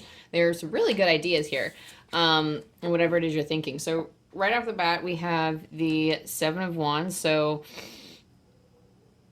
this isn't quite the internal conflict. This feels like just hard work. This feels like hard work. This feels like kind of like one of those, it kind of reminds me of like food service, like one of those fast-paced environments that and maybe you do work in food service, I don't know, but one of those fast-paced environments where like something is always coming up, but you're very focused, you're very laser focused, you're very on the go. So whatever this energy is we're dealing with, we're like it seems like that's kind of what we're dealing with here. And you have the world in your hand with the 2 of Wands, where right now you kind of have the world at your fingertips. You have a plan for what you want you to do, or like you have ideas in mind. It's like there's something stirring within you, are the words that they're using with me right now. So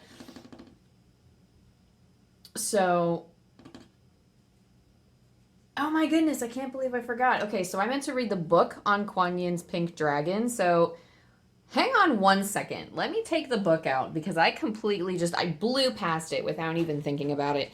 So let me read this because I'm gonna like stop that channel real quick. Hold up, divine. Give me like 3 seconds. Let me pull out the book. So sorry, y'all. So we're gonna get Kuan Yin's pink dragon. Here we go. So I'm going to read the card again. It says, brings firm love that resets your karmic balance. See all your cords dissolved by transcendent love. Enjoy your freedom. Look for the divine around you. Kuan Yin was a great and revered dragon master who lived for 2,000 years in China. Her 5th dimensional pink dragons created special portals for her so that she could go through them and rest in higher planes. This is how she was able to maintain a physical body for such a long period. Kuan Yin's dragons are the most beautiful pale pink color, the luminous pink of the sacral chakra. They will pour their transcendent love into any cords that tie us to others, whether from this life or any other, in any dimension or plane of existence, dissolving all karma under the law of grace. The guidance of this card. Choosing this card offers you an opportunity to heal all your relationships, including those from past lives that you may be unaware of. Ask Kuan Yin's beautiful pale pink dragons to dissolve the cords that still tie you to others and sit quietly while they do so. You may sense or feel them releasing you completely. Take a moment to feel the freedom that this offers you. These great-hearted dragons will then help you to see with eyes of love.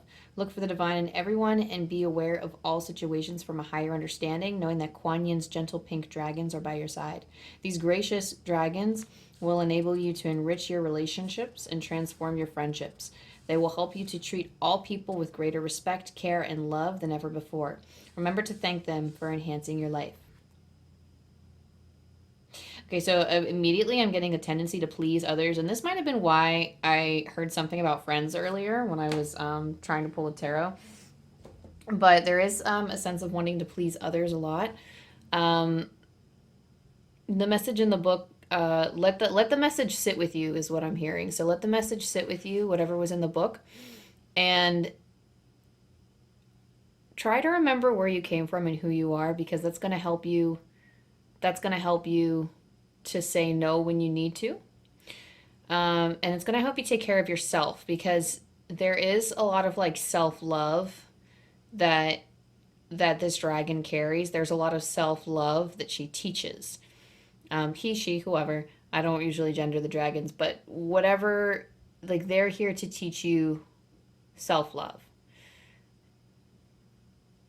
And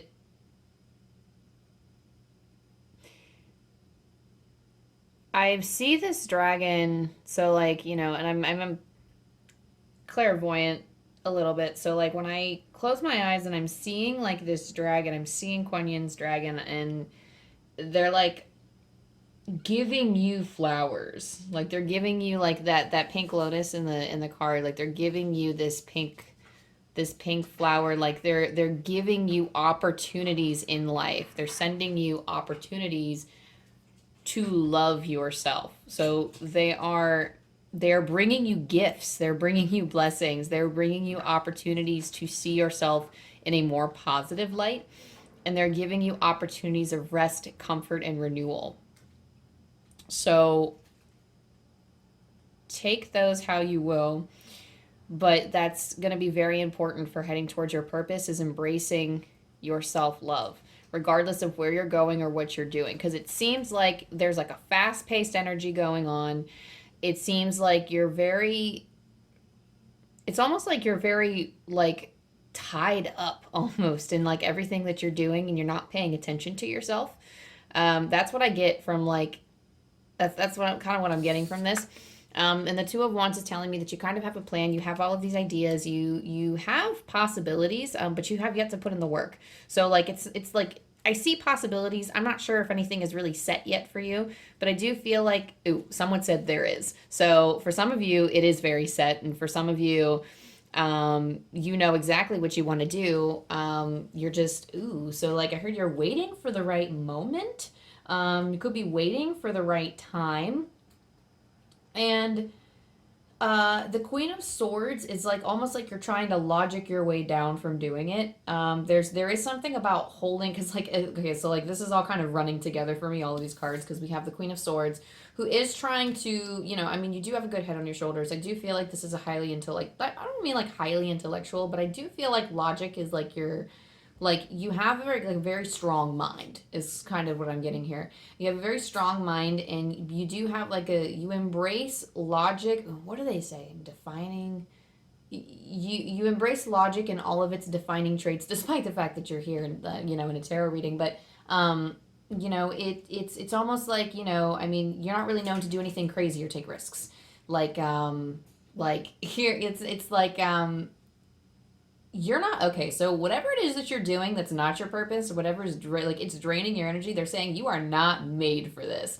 Is kind of what they're telling me. So if you're in something right now, or if you're like in a job, or if you're just working through your life, if you're in a job that you love, this could be in other in ways that you handle your relationships, or this could be in like your surrounding environment. There's just something that you're doing that's not working for your energy right now, and it's almost like you are not made for this, like you're not made for this energy. This could be something that you're really good at too. So like oftentimes I find myself in jobs and doing tasks in my life that I'm really good at, but that I really don't want to do because it doesn't fulfill me. Like I and that's the thing. So like we can be very versatile. We're very versatile as people pleasers. I think we have a history of, because we're so used to reading the nonverbal communication, we're so used to reading what other people want, we're very good at adapting and molding ourselves to fit what that other person wants or what they need at the time. And I think that could be not changing yourself, but that could be a valuable skill when it comes to relating and connecting with other people. But it's okay to shine your own light and come forth with your personality is what they're telling me. So like you can shine your personality, you can let it shine. And there needs to be more self-love to kind of back that up, because you will attract opportunities that enhance your purpose if you embrace more of that self-love and love yourself for who you are. Specifically, I don't know, I'm getting that it's your personality that you're hiding, because you also have the Four of Pentacles here that is hiding your gifts, kind of like, I don't want to say holding them hostage for the world, but it's almost like you want to meet the demands of everyone else first, and then if you have time and energy, then you'll come back to yourself and figure out how you're going to incorporate yourself into the world. And that is not what you were meant to do. That is not what you were made for. What they're telling me is that you are sitting, that's a little bit rude, I'm not going to say that. They're like, you're sitting on your ass, like you're not doing what you were born to shine. And there is a sitting down motion. Okay, don't get me wrong. I love like the guides that be swearing, but sometimes they just seem a little harsh to me. It's okay, but they say it with love. Like it's almost like you're kind of like you're kind of sitting so much like out of the spot. So it's almost like I think of like a crowd full of people, and there are tons of people standing, and there are tons of people yelling, and there are tons of people like blah, and then you just choose to be seated because you don't want to be seen. And that's kind of what they mean, like when they're telling me like sitting on your ass, like that's what I like, that like you need to stand up. And I mean like, with a real Slim Shady, please stand up. Like I don't know, however you want to relate that to, there needs to be some shining going on, because you are like, and I mean, I know it's a little cliche and I'm going to go a little off the rails here, but like you are one in a million here. And I know some of that was like a little bit of my own personality flair coming through, but, straight from the angels and from Kuan Yin's pink dragon, from a divine, or whatever source you want to call it, the dragon is very gentle and loving and incredibly giving, but something that Kuan Yin's pink dragon is very good at. Something that I'm seeing is that she's making sure her own well is filled first. She's making sure that she's got her garden of flowers. She has her whole garden of flowers, but she's not plucking flowers from her own garden. Like if she has an abundance, she's willing to share, but she's not willing to take from her private stash. Like she's got a corner of her garden that is just for her. Most of her garden is for her, and she has such an overflow and such an abundance that she's giving away like, don't give away your necessities. That's another thing that I'm hearing too. You're giving away your necessities, and you got to stop doing that because you need that. You need that. Ooh, somebody also said, switch it on, sister. I don't know. They're coming through a little sassy here, but they're like, switch it on, sister. Like you gotta switch on that light, let it shine. So these three other cards kind of popped out, and I kind of had them face down until now, but we have the Four of Cups, we have the Sun, and we have the Knight of Pentacles. So,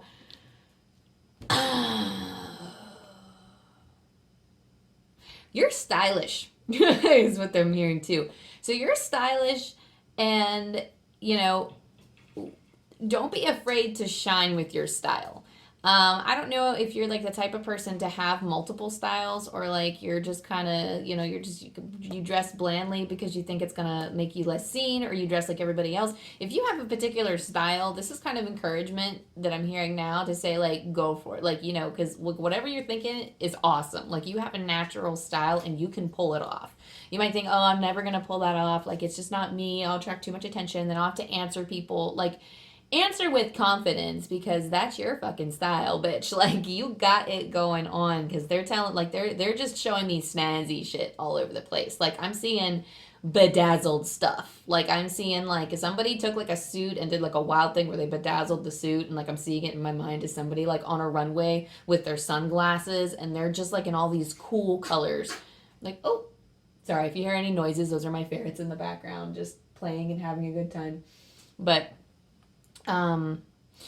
so I do get a sense that there's so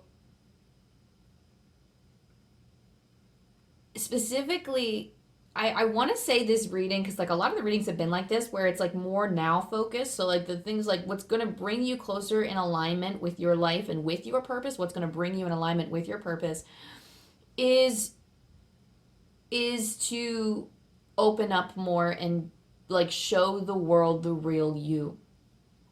With the Four of Cups here, we have a lot of different options. You have a lot of different options, and you're kind of being like, it's almost like you're like, no, I don't want that. And you need to, first of all, you need to be comfortable with saying no. I think that's one message of this card is to be comfortable with saying no, and it kind of fits with the reading too. Another thing too is like they can say no, but I think he kind of sits in indecisiveness for a while. So like what happens like with people pleasers is that we kind of sit in indecisiveness, but they don't recognize that when they say no, sometimes when an opportunity comes, you can say no because you have three other cups here, and you know he might not even be noticing these like three other cups. I feel like in this card, like I'm getting the sense that you don't notice these other options. Because they feel like they're gonna taste the wine in those or the wine, like you know, I mean, if you're underage, you ain't gonna be drinking wine, but wine, soda, whatever's in these cups is going to taste a whole lot sweeter than what's being offered to you. So this isn't me saying don't take opportunities. I mean, if it makes you feel like you're soaring on cloud nine, or if you have like it sparks like a little bit of hope in your soul that or like a little bit of happiness, then you know take those opportunities because that could lead to something really good. But with this Four of Cups, there's like a fear. No. Someone said you have the freedom to say no. You have the freedom to say no because you have other options that may taste sweeter. You have to figure out for yourself what you want, though, because that's going to be one of your quests on this earth. Is going to be like, I mean, no matter what you believe about the afterlife, whether you think that you like are like you learn lessons coming here, whether you think you co-create, there's something that needs to be learned here where, you know, who's this they're telling me come back say it again. So I am of the belief, and you don't have to believe this, but I am of the belief that we come here, we're incarnated in life to learn certain lessons, and some of us face these lessons again and again until we get it. Either that, you can call it people who believe in law of attraction and they believe that we're complete manifestors of our life and they don't believe in that. That's kind of the same deal, is that like whatever you think you attract. And when we learn, like when we make these mistakes and when we learn from them, we change our energy and we don't make those mistakes again. If we truly learn and incorporate it into our lives. But I feel like what this reading is saying is specifically something that's really tough for you to learn now, and something that you're going to treasure learning this, is that when you say no, like you have the freedom to say no and to make your life whatever you want. You have choices, you have options, and there is no, for this pile, there's like, sometimes our souls just kind of scream like at us from the get-go, like, I want to be a doctor. I want to be an artist. I want to be like an engineer or something. And specifically I'm thinking aerospace engineer, but any kind of specific mechanical engineer. But specifically, I'm hearing that you can choose to be anything you want to be. And thinking that you don't have an option severely limits your, like, whether you can succeed. Because, like, this is a new start. With the sun here, the sun is like, you can start all over. You can start all over. You can birth a new age. You can grow all these sunflowers in your backyard if you wanted to. I mean, if you don't have a backyard, whatever. But I mean, like, in your metaphorical backyard, you can grow all of this amazing stuff. You can have all of this stuff going on. You say you can't do it, but you can. And you can have new starts with each of these cups. It's almost like, it's kind of like, the sun is like a carpe diem type of card, like today is the day, now is the time. The sun is also saying shine your light. That's kind of echoing what I was saying before in this other message, was you need to shine brighter. But there's also like sitting down, like it's almost like you're kind of caught in this doubt where like you're still people pleasing, but like you are starting to pull back and think, okay, well, like where am I going, or what am I doing, or like isn't this tiring? Like what can I do for me? Or like there is starting to doubt. It's almost like you're sitting there, like you're actually like, do I really take this cup? Do I really say yes to this thing that I have to pour so much energy in and get almost nothing in return? And you're also gazing at your other options. It's almost like you see them. Some of them you don't see. A lot of them you don't see. A lot of these opportunities you don't see. But when you start mustering up the courage to say no and the self-love to say no, there's also, when you okay, hang on before I say that, because like I'm getting fed things and I'm trying to finish my sentence. But you know what? No, I'm just going to go with it. So they're saying like, so there's like frustration here. I'm hearing like yelling in my mind. Like I'm hearing somebody being very frustrated. And I think that's kind of energy I'm picking up on. And I'm also hearing that, okay, all right. I forgot it. And then it came like this one thing and it came back to me. And they're like, no, tell him. I'm like, okay. So we also have a tendency in this pile to quit. We do have a tendency to, this pile just has a tendency to just lay down, and Spirit wants to lay down the law right now. And they're reiterating that you can do anything and that quitting is not the way out of your situation. It's not the way out of your situation. It's not the way through your situation. It is not the way. Quitting is not the way for you.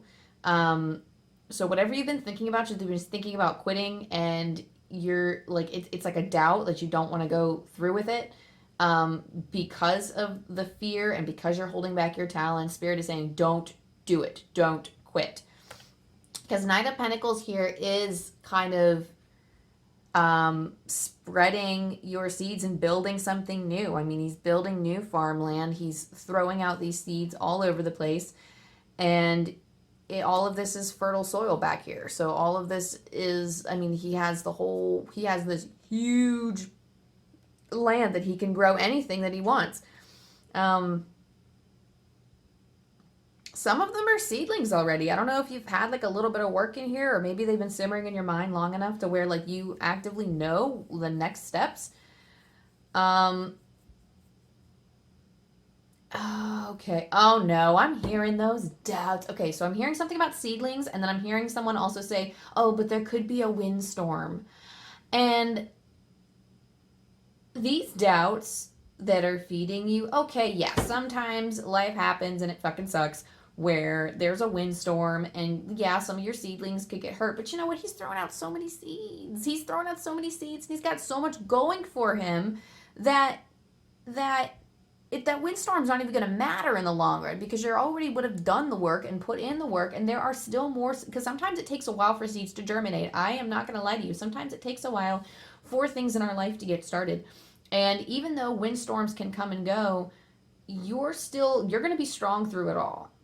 And you can keep planting those seeds and doing it again and trying again. You're just going to keep getting up and trying again, because so long as it's almost like you're afraid of putting in the work.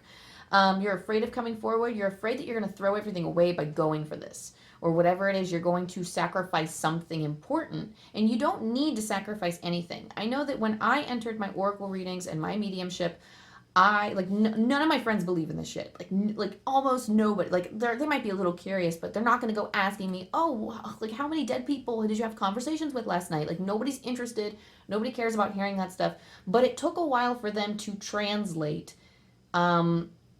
my life as it is now, how it has changed. Once I got comfortable with shining my light, yeah, it's not something that I bring up with my friends all the time. It's not something I talk about all the time, but I'm comfortable. If I had like a rough day, like if I didn't get a lot of sleep because like I was bothered by spirits coming to me, or like when I have like a really good reading and I'm so excited and I'm go like, oh my god, like this reading made me feel amazing and I channeled such a beautiful message and blah blah blah blah blah blah blah, blah. Like, I mean, they're not gonna react in the way that people who also channel messages for people, they're not gonna react the same way because they're like, what? Like, they don't get it. But that's okay. They're translating it, and it's easier for them to like let people cope with the new you. Let them cope because it's not your problem. It does feel, it's almost kind of bitter. I'm hearing the word bitter. Someone could be a little bit bitter hearing this, or someone can feel bitter about you pursuing this path for whatever reason. I don't know if there are hard feelings or if maybe somebody worked hard to help you get somewhere, or like, and I mean, I know somebody once told me recently, they were like, well, I know like when I met you, you were really interested in doing this one thing, and then now it seems like you changed your mind and did something else. And I mean, like, I love that person to death, but you know what? Fuck you. Like, like sometimes paths change and you don't have to worry about other people and their opinions or their bitterness or their thoughts about you or them thinking less of you. Because like all of these people, like, they're not bad people. It's everybody's gonna have opinions and judgments about someone. It's not always bad. It's just that it doesn't seem like it doesn't seem like this is gonna go anywhere for you, or they might think that they might think like, well, I invested all of this time, this energy, this money, or whatever into hoping that you do well in this one thing, and here you are saying you're going to do something else. Like, it just doesn't fit in with some other people's agenda sometimes, or doesn't fit in with the framework in which they think they know you. And some people do know you, but you know what? People change, and it's okay to change. Do not be apologetic for showing yourself, because to other people, when you show yourself, it will feel to the people in your life, it will feel to them like you've changed. It will feel like you've changed. And I'm one more tangent before I go off. I'm going to do one more story because, I love my personal stories before I start pulling other cards.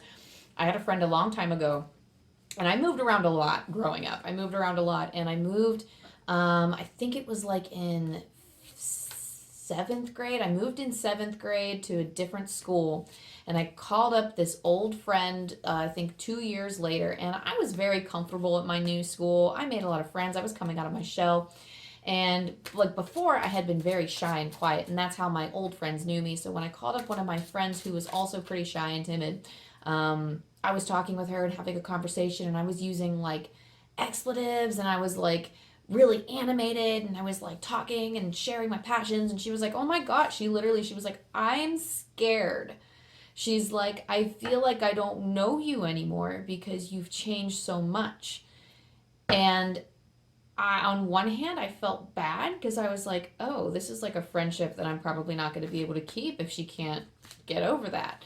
And I mean, friends come and friends go. So, I mean, it wasn't the end of the world, and I hadn't talked to her in a while, but I was like, it was very sad for me because I was like, okay, well, like, and I wasn't going to change myself because I felt so much better, like, and I was like, the people who really care and who really matter, they're gonna stick around. I promise you.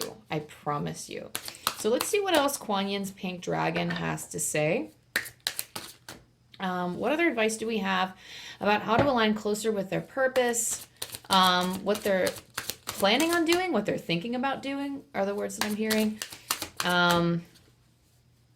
There are thoughts about it, so I feel like you kind of know what you're going for. Metamorphosis. Oh, I love this card. Metamorphosis is all about changing. So like someone said, you're a little changeling. So they're very excited. The divine is so excited for you to undergo this change. Like, I'm feeling their excitement. Like, this is going to be so beautiful. They said the word breathtaking. It's going to be breathtaking. And as soon as you undergo this metamorphosis, it's like, they're going to be like, you're changing everything. So look forward to amazing change, though. Change can be scary, but it is so worth it. It's so beautiful. It's not always gonna be easy because we have ride the wave here. Now, a lot of times when I get this card and I see dolphins to me are just very fun loving. It doesn't matter what deck I get them in. If I see the dolphin, immediately the message that comes to me is there's so much play and fun involved in this future. Like, it's like, woo, cool. And like right now, like that is the way to embrace this change, is to go through fun loving. It's not always going to be the high tides. Sometimes you're just going to get really, really low tides, or it's going to be really rough waters and it's going to suck. It's not always going to feel good. You're not really going to be accepted by 100% everybody, but you know it's going to make you a lot wiser, because we also have the bone collector here. And oh, may she rest in peace. I always think of my Nana when I pull this card too. But with this message in particular, it's somebody who has accumulated so many experiences in life. You see next to her, she has this calendar. And I don't know if you can see it, but we have all of the months of the year here. And she has all of this stuff that she's accumulated over the years. So she is the collector of this deck. And what she does is she can give so much wisdom, and you have so much wisdom within you. So here's like my view on reincarnation coming up again.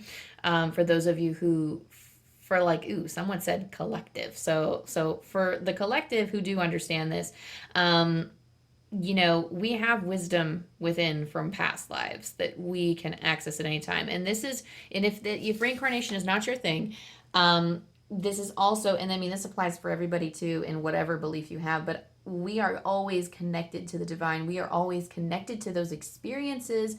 Ooh, you have a lot of experiences that make you you. You don't have to be an old person in order to connect with this card. You don't have to be on the older end. You have a lifetime's worth of experience and insight. So this is a very mature pile. This is a very ooh, I'm getting some other stuff too, but like that doesn't relate. So like relax. Thank you. But I almost get the sense that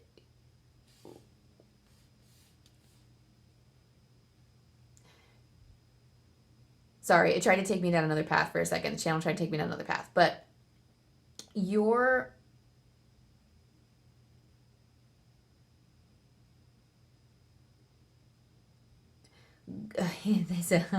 so they call spirits on the other side when spirits talk to me. Sometimes they call like the things that I converse with ghosts, and I mean I think they're energies, their spirit, their guides, like whatever you want to call them. Like the terminology they use with me is ghosts, regardless of what it is. You have a lot of entities on the other side that are helping you, whether you want to call them guides, angels. You have ancestors in particular. So strongly I'm getting ancestors, especially with bone collector card. There is ancestral guidance coming through for you. Even if you have strained family issues, like strained family ties or whatever, doesn't matter. They're there. And there is something beautiful to be found in their wisdom and in their guidance. And that is the fact that you can get through this. Use your own wisdom and follow the voice of your soul, because they are speaking to you through the voice of your soul. And I'm going to pull like one or two more messages before my camera dies here. So what else, Kuan Yin, Pink Dragon, do we have to share with pile number 3? Okay. Ooh, Hidden Depths. I love that you got a Hidden Depths card, and you also have another water card, Ride the Wave. Like, I think that's pretty cool. Oh my God, play! Yes! What was I saying? So that's kind of like ew, someone said be immature. Have like a play out. What did they just say? Like have have fun. Like I don't know, do something fun. So Hidden Depths is you only see the surface. Look beyond. So there is so much more to this life, first of all, than you will ever understand. But you know what? You don't have to always be in the hidden depths. So I think this is a message saying that you have what it takes to get through your life. You have what it takes to get through your life. There is so much that you are not able to see, and that's okay. You don't have to take the deep dive and find, you don't have to, literally you go far. The message that I'm getting is you will go far if you lighten up and play a little. So remembering to play and have fun and embrace this new identity. So play. Among the grass and wild violets lie undisturbed little secrets to uncover. So again, that relates to the hidden depths too, of like you only see the surface, you only see what's on the outside, but you have so much more to discover if you were to only follow this path of embracing yourself and your personality and the love that you have for yourself. We all have love for ourselves. We all love ourselves dearly. Some of us just have to dig deeper in order to find it.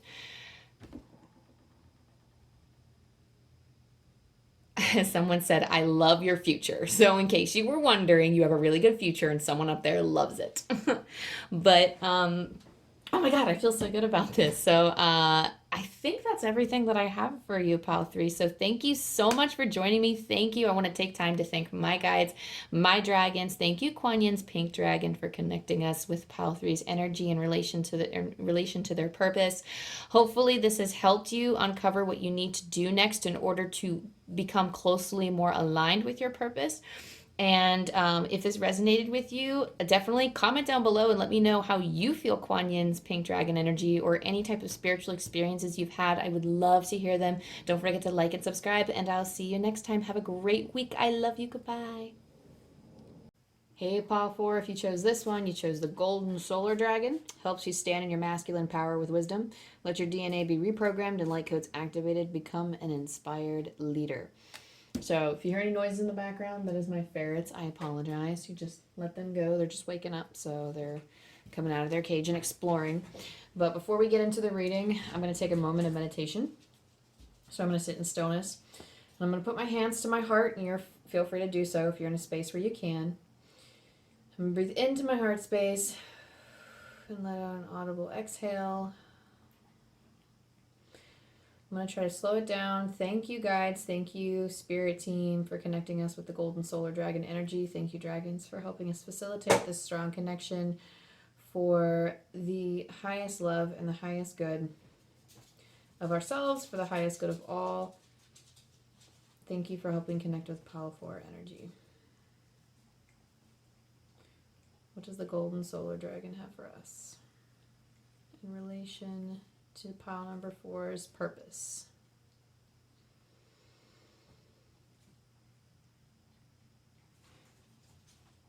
Okay, got it.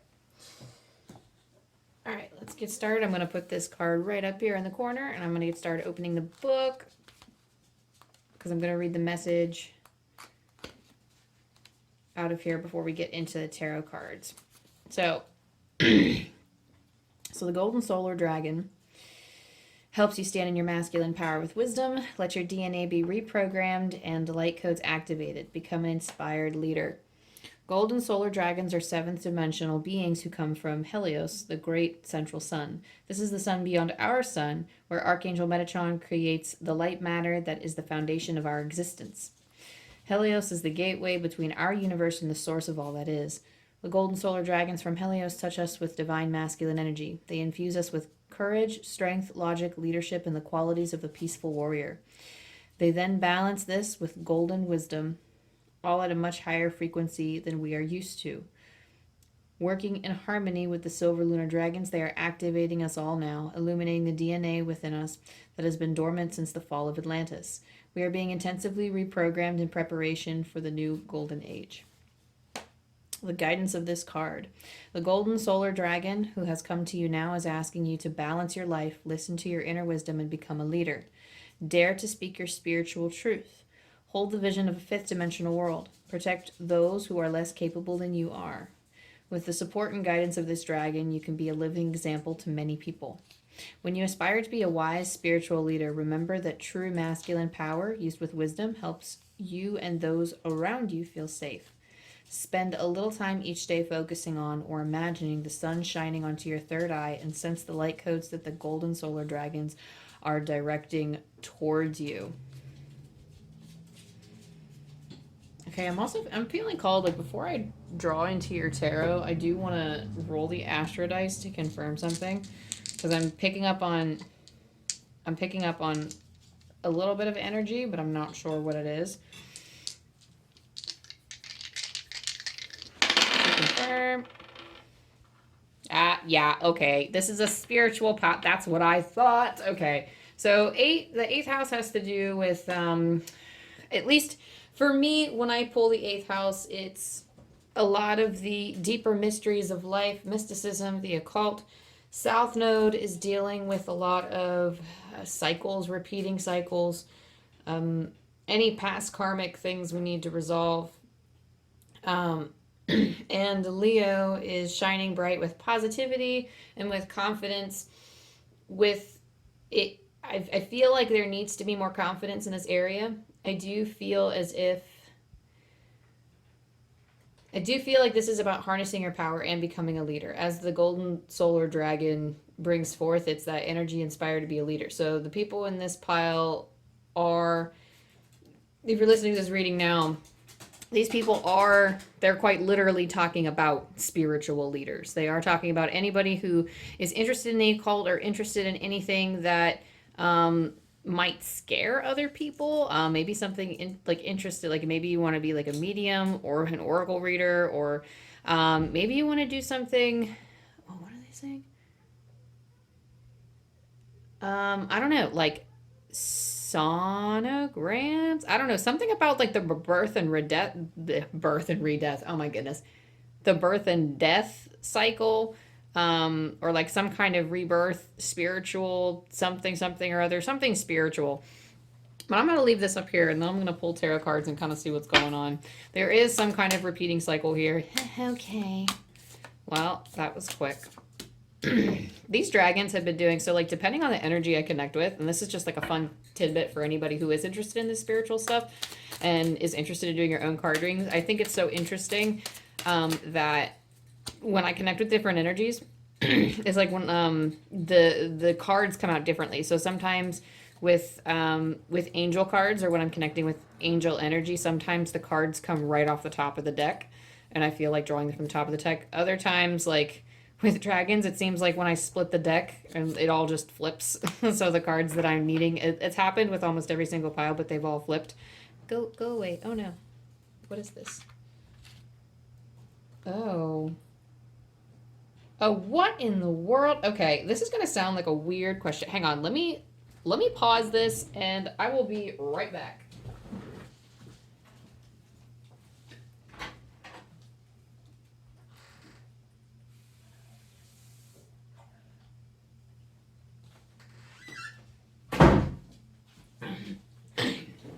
Okay, sorry, Paw 4. So that in itself is a message. So I have like 50 some plants in my apartment, and I promise you this is relevant. I have like 50 some plants in my apartment, and when I bought soil from the store, it was infested with fungus gnats, and I didn't know it till I repotted some of my plants.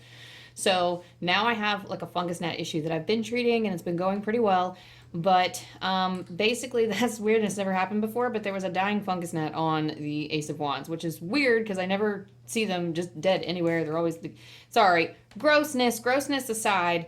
The main message that comes with that is that you don't, because like I'm hearing this as I'm like taking it to the bathroom and getting it off of me because I like picked it up in my hand. I'm hearing that you're like, because it was on the Ace of Wands, and like there's a message here that says that you don't feel like you're like, you have a passion, but it's dwindling, or you're doubting it. It's almost like it's the spark is kind of dying out, or the flame's kind of going out for it. And this might have to do with a lack of support, lack of emotional support, lack of some kind of support in your system, in your social system. But it could also just be like doubts in yourself as well. But there's something about, you are a natural spiritual leader, but you're kind of struggling to get there. Like, if you might have started off strong, but you're having doubts about getting there. And these doubts are something that no matter what you would have pursued, because sometimes like we get in a situation where we think it's going to be like, we pick a path, and then there's actually all these other paths available to us but like for somebody with many interests or many talents, or you might be only stuck between two things, and you're worried that if you invest so much time in this one that you won't be able to do the other, or you feel like you have to pick one. And the pressure is on with that one. So sometimes when you start putting in the effort, you start to doubt it. And you think, oh, well, maybe I should have done something else. Or this is what I love, but maybe I should have done. And, I'm actually feeling the heart pull. I do feel like these aren't doubts that should be taken. Obviously, like, or they're telling me to digress a little bit. So there's doubts about whether you should be doing something else, or whether this is even going to work, or you're kind of destined to not follow this path. And I'm here to tell you that you are, but you're like, they're letting the doubts get in the way, and you're letting it put out your fire. There's something about your passion dying. There's something about your passion just kind of dwindling because of your doubts and your fears. Because the World card tells me that you have all of this opportunity. You have so much available to you. And you just need to harness it. You need to harness that power. Queen of Pentacles is tending to your own garden and taking care of your environment, watching your energy, moderating your energy, taking care of your own energy. That is something that the Golden Solar Dragon has talked about. And the message was the balancing your energies. And I feel like the Queen of Pentacles is only concerned with tending to her own garden and not really much of anyone else's. Because you need to tend to your own garden in order to be a strong spiritual leader and in order to harness this inner passion that you have for this work, because it will be hard. I mean, this doesn't, I mean, it could be mundane work, but I mean, I feel like this is something that excites you. So I feel like this could just be a lot of work. The Eight of Pentacles usually is mundane work, but I feel like in this sense, it is just, you have a lot of work. You have your work cut out for you, basically, kind of what I'm feeling. Oh, so they're like beating me right to it. They're like, more cards. I'm like, okay, that was quick. Let's see what else. We have the Nine of Wands here. Oh, it just came right out. Ace of Swords.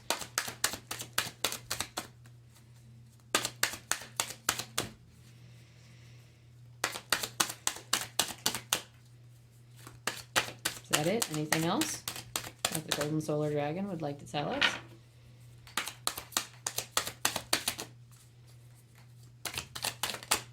Okay, relax. So the Nine of Wands here, grouping. What are they saying? Grouping together? Why are they saying that? I'm hearing them say the words grouping together. So this is, oh, so they're being really mystical here. So your channel is not actually coming through as clearly as I would like. So I may have to pull out more oracle cards for this one. But they're telling me right now that that's on purpose. Like, it feels like, I feel like in my gut, like, it's not really coming to you clear either. Like, it's not, like, you're almost worried that your spiritual connection is fading. Like, they're telling me that they're telling me, like, oh, the channel's fading, but it's not. Like, I can hear it being strong. So I feel like there's a lot of confusion. I feel like there's a lot of doubt, and that presence of your doubt is causing you to doubt your abilities. It's impacting your abilities. Your doubt is impacting your abilities.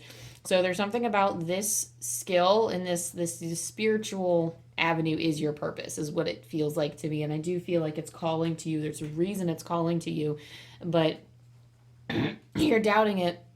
Either it's not supported in the world, or you're worried that it won't be seen in the proper light, or that it's not going to support you or take care of you. You're wondering how you, like, it's too, someone said too much too soon. It could be too much too soon for you. But I mean, the universe isn't going to throw you anything that you can't handle. There's something about this energy that says whatever this purpose is, whatever path you're going down, is going to group all of your talents. Is grouping is what they were saying. It's going to group all of your talents and skills together into one. It's going to put it in a nice, neat little, they're showing me like this rosemary bundle or this sage bundle. It's going to it's going to like tie it up in this nice, neat little bundle, and it's going to impact. Ooh, so they're telling me it's going to impact hundreds of people. So I don't know what you're thinking about doing or what you want to do, but it's going to impact hundreds of people. Like, your work will touch the lives of hundreds. The Ace of Swords.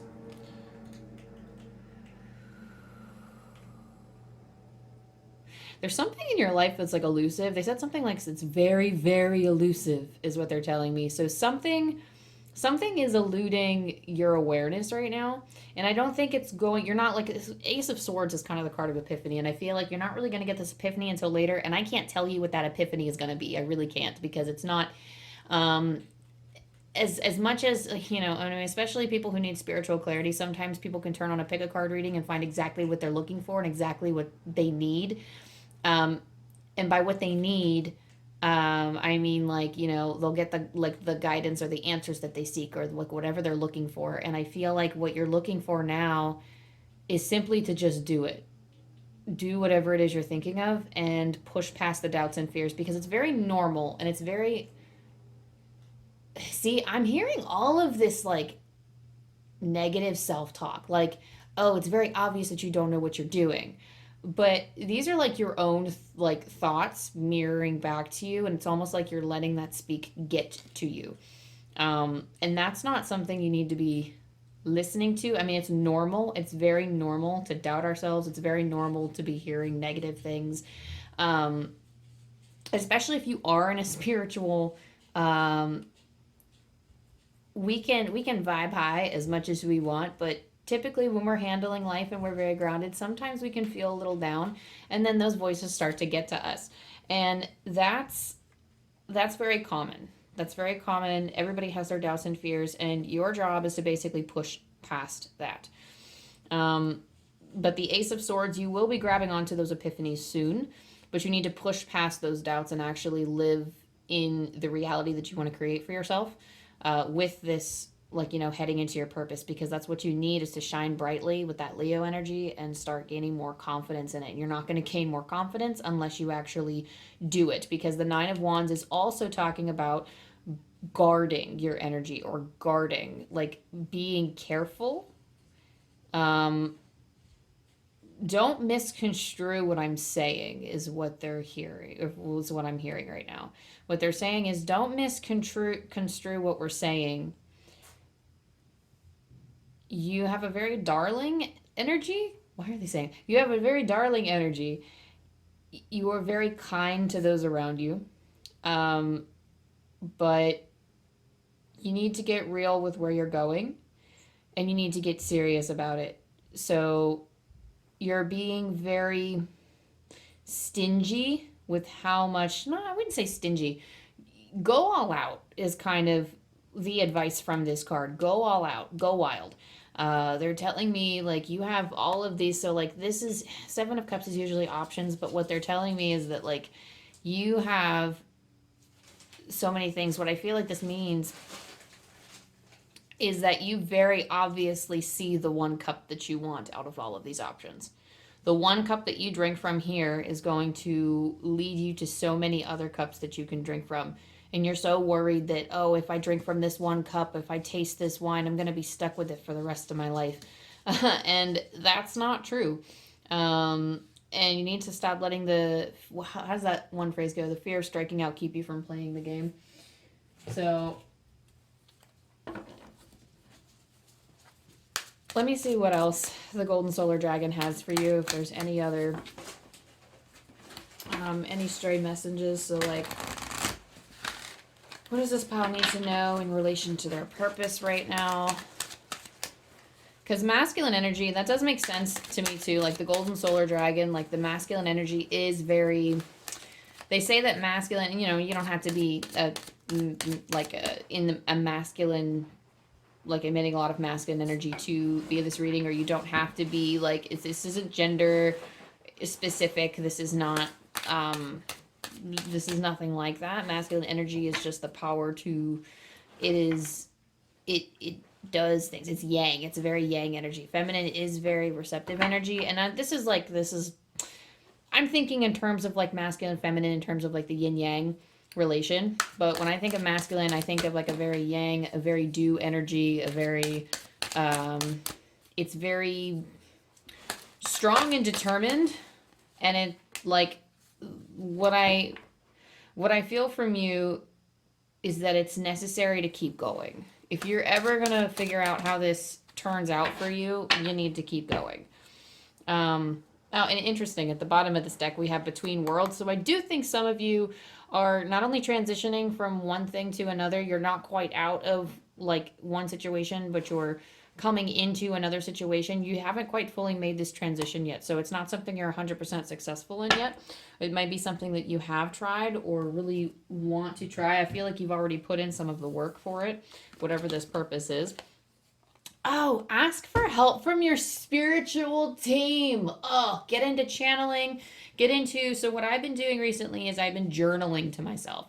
So what I do is I write a question and then I just write the first thing that pops into my mind, because that voice, like regardless of what other voices you hear, I mean, you could be a struggling medium. Because I do have these moments too, where like sometimes when I'm feeling down and I start to hear energies, like other energies. So this is an amazing thing that my God, like as I was sitting there journaling, because they showed me a vision as soon as I woke up, because I fell asleep, I took a nap and I fell asleep thinking, oh gosh, well, how am I supposed to deal with this? Or like, what are these energies? Like, I'm hearing all these voices. Like, some of them are frustrated, some of them are like real chill.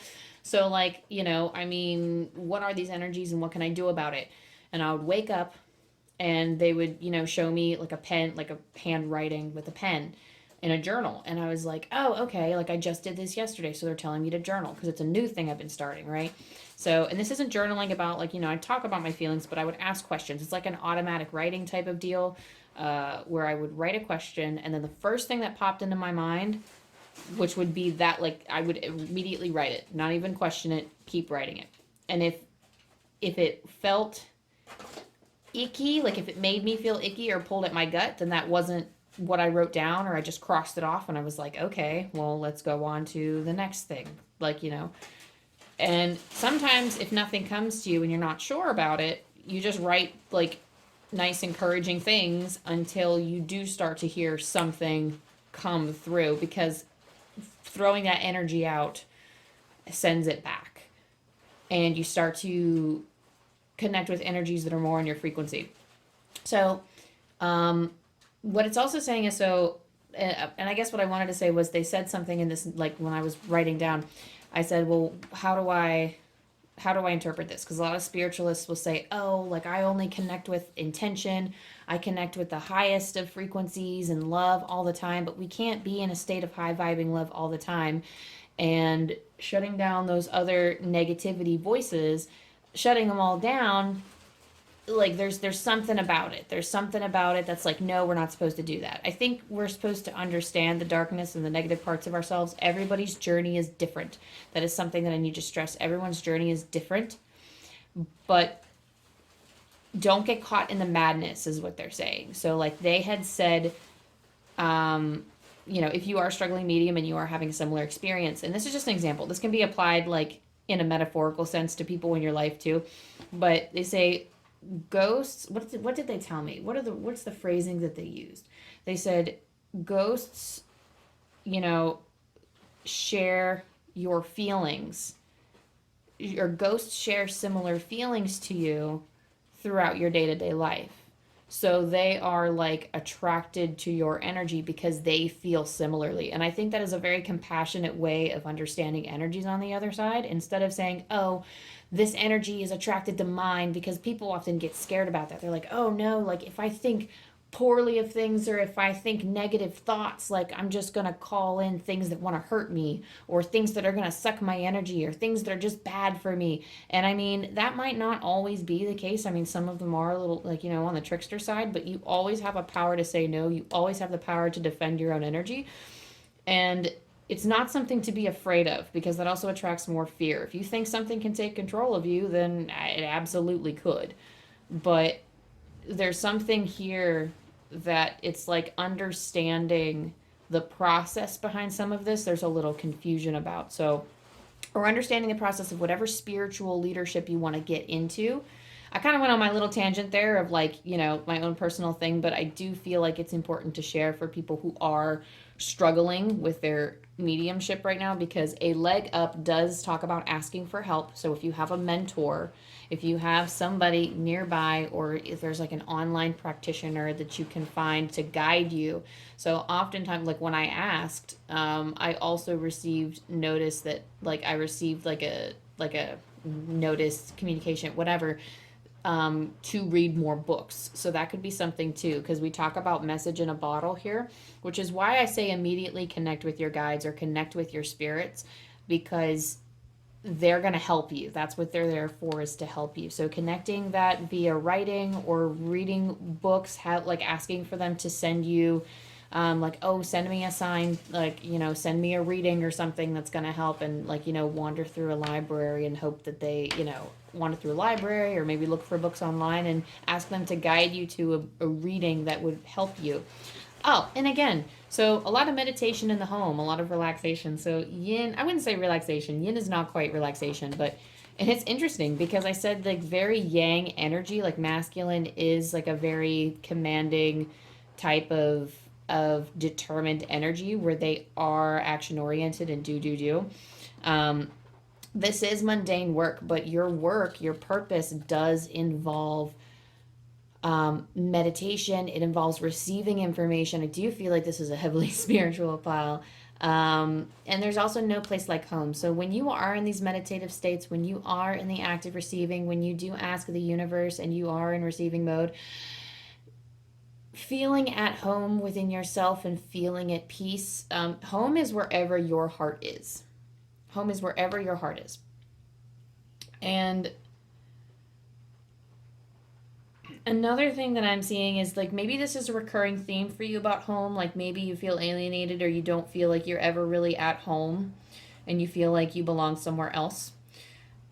Heaven on earth is where you should make your place. So like I think some oracle readers talk about this too. And like, and especially like anything that deals with law of attraction or manifesting your own reality, they always say like, you know, design your own heaven on earth and make it so. Like design your own heaven on earth and try to manifest that because it's possible. But making yourself feel at home despite the outside stormy conditions, that's always been, I think, this pile's vibe is not a vibe that we want, but a vibe that we've been entrusted with by the universe because it's lessons that they're lessons that we have to learn. Feeling at home within our own soul. Because the lessons that we are trying to learn, the lessons that we are learning will help us be better spiritual teachers. We cannot, I've been told by one of my guides back in 2021 when things were just awful. I'll tell you all the story someday about my awakening, but essentially what they had said was you cannot teach other people how to get through their suffering if you have not suffered yourself. And I'm not saying this was done to me on purpose or that it was the guide's faults or anything like that. This isn't the blame game. This is just the way life is. Shit happens. Like, you know, shit happens. We have to learn from it. We have to grow from it. And some people just pull like the shittiest hand, but turn out to have like become the wisest after all of it. Because if they play their cards right, they learn from it, they grow from it, and now they can help other people get through their traumas and their experiences and work through their emotions. They can help guide them and teach them how to heal. So I'm going to pull, because this is actually a very mystic pile. We are dealing with a lot of the spirituality and a lot of occult things. So I'm going to shuffle from Shaman's Dream. I do like this deck. They have a lot of very prominent messages that, what are they talking about? Skate on by in your witchiness is what someone said. So some of y'all, I'm not really 100% into the whole, like, I mean, I guess I do sometimes like spell work and stuff, but it's more like, I guess, like energy focused and less of like, let me mix all these herbs. But I do feel like this is a very witchy pile who have witch-like ambitions of like the cauldrons and the spells and the spell books and the Book of Shadows. Oh, what did I say? With the Leo and the confidence. So you have the Magician's Sword for this one, which is confidence in your magic. So having confidence in your magic. And I love that this is also, I mean, you have the Ace of Wands and the Ace of Swords. Like, damn. So like the fact that like all of this, and I look at this. Like, look at all of that imagery. It is just again and again with this. So, you know, having the Ace of Wands first with the red and then holding the sword, and they're both holding something, and the Magician's Sword. Like, this is, you have the ability, and I mean, a lot of people, like, I'm not going to tell anybody they don't have the ability to create their own reality. But I do feel like some of us have, like, a stronger pull because they're more in tune or more aligned with the spiritual. They're more, it doesn't mean like they're more aligned with themselves, but there are some people here with a different kind of energy, and for some people manifesting is a lot easier for them because they did a lot of the shadow work, they did a lot of the spiritual shit, they examine themselves all the time, and they're like, okay, this is where I'm at, this is where I want to be. And that doesn't mean that anybody's better or worse. This just means that like some of us manifesting is just a lot easier. And I do feel like this pile, they are heavy manifestors. They are all about manifesting. You guys are heavy into that magic. So let me see if I can pull from the book on this one. I'm not 100%, like I know what I feel from this card, but I'm going to read you the message anyway because there could be words that connect with you from this book. So, confidence in your magic, nothing can stop you, the beauty you seek. When the magician's sword appears, you are called to cut the cords that bind you to old thought forms and beliefs, or to friends who are not true. With the power of the magician's sword, nothing can stop you, hurt you, or turn you away from the beauty you seek or the goal you desire with all your heart. The sword is a tool, not a weapon, so make sure you wield it wisely and for the greater good. Find the stuck places where you are kept tethered to a toxic person, a particular location, or a faulty thought or belief, and let the blade do its magic. You have a large endowment of magic available to you when you believe in miracles, but don't look to the heavens to grant you a wish. Look within. Use the magician's sword to cut through limiting beliefs, and remember that all beliefs are limiting, and focus your intention in order to create what you wish. You have all the tools you need for the task at hand. You need only muster the wherewithal to deploy the resources you have. When the magician's sword appears, it is time to get moving. This is not a tool for contemplation, for gazing at the finely polished edge. It is an instrument calling for decisive action. And remember, the sword is alive with the wisdom you can summon to help you find the best course of action. Do not hesitate. Act. So again, this is what I was saying with the yang energy, with the do. Like, you just need to start doing and performing, like, these, whatever your spiritual goal is, or whatever your goal is here, is to get into practicing. Get into the practice is exactly what they just said. Get into the practice. And with the yin, again, just start meditating and get into your heart space. Get into your, like, within yourself that feels like home. The place that feels like home, and ask for help and guidance and wisdom from your guides. Ask for help from your guides and see kind of where they direct you. They could direct you to journaling. They could direct you to a book. Ask them to appear to you in a dream. I was told by somebody, when I keep being told by spirits when I wake up that my guides talk to me through my dreams. And I'm like, what? Do they? Like, and I know my dreams always have messages, but it's just interesting because my guides never show me a consistent appearance. Like, there are always people in my dream, but they don't ever look like anything that I recognize or anyone that I recognize. And I don't recognize them as my guides in my dream. So they're always there guiding you, giving you messages. So maybe dream journaling is a place to start. I do feel like this group might actually be past that, and they're kind of like looking for something more. So whatever it is, meditate, look for that something more, and get that guidance. And actually, since we are a spiritual pile, I'm actually going to go to my mediumship deck, and I'm going to pull, that'll be the final card for you. I have a mediumship training deck here by John Holland and Lauren Rainbow. So I'm actually going to pull from that too. I actually just pulled one from this earlier today. That's wild. Out of the box. These are very, very big cards, and they're front and back. So I usually just shuffle with the words on top, so I'm not paying attention. Usually the pictures for me are more identifiable. But I'm going to shuffle and see what I get. So what can pile number 4 use to help aid them in their purpose at this very moment? At this very moment, what do they need to know, or what will help them for their purpose? Thank you, Golden Solar Dragon, for guiding us with your energy and with your words. Hello, hello. Messy shuffling, sorry, y'all.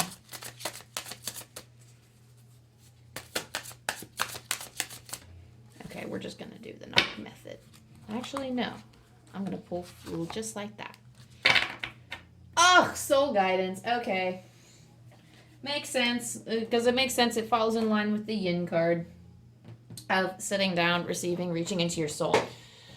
Soul guidance. This is what the picture looks. Oh, that is beautiful. Oh, I don't think I've ever gotten this card, but I've had this deck for like a long time, y'all. I don't think I ever got this card. Oh, wow. No, I'm going to have to read this now. What does this mean? Making time for activities that contribute to your spiritual growth and psychic development is not a sign of selfishness. It's more of a necessity. By doing so, it will make you a better medium and have a major impact on your overall well-being and spiritual vitality. Spending time to focus on your soul's needs enables you to nurture yourself and expand your spiritual boundaries. Therefore, for 1 week, allow this card to encourage you to do things that are uncharacteristic for you. In other words, do things that you never normally do.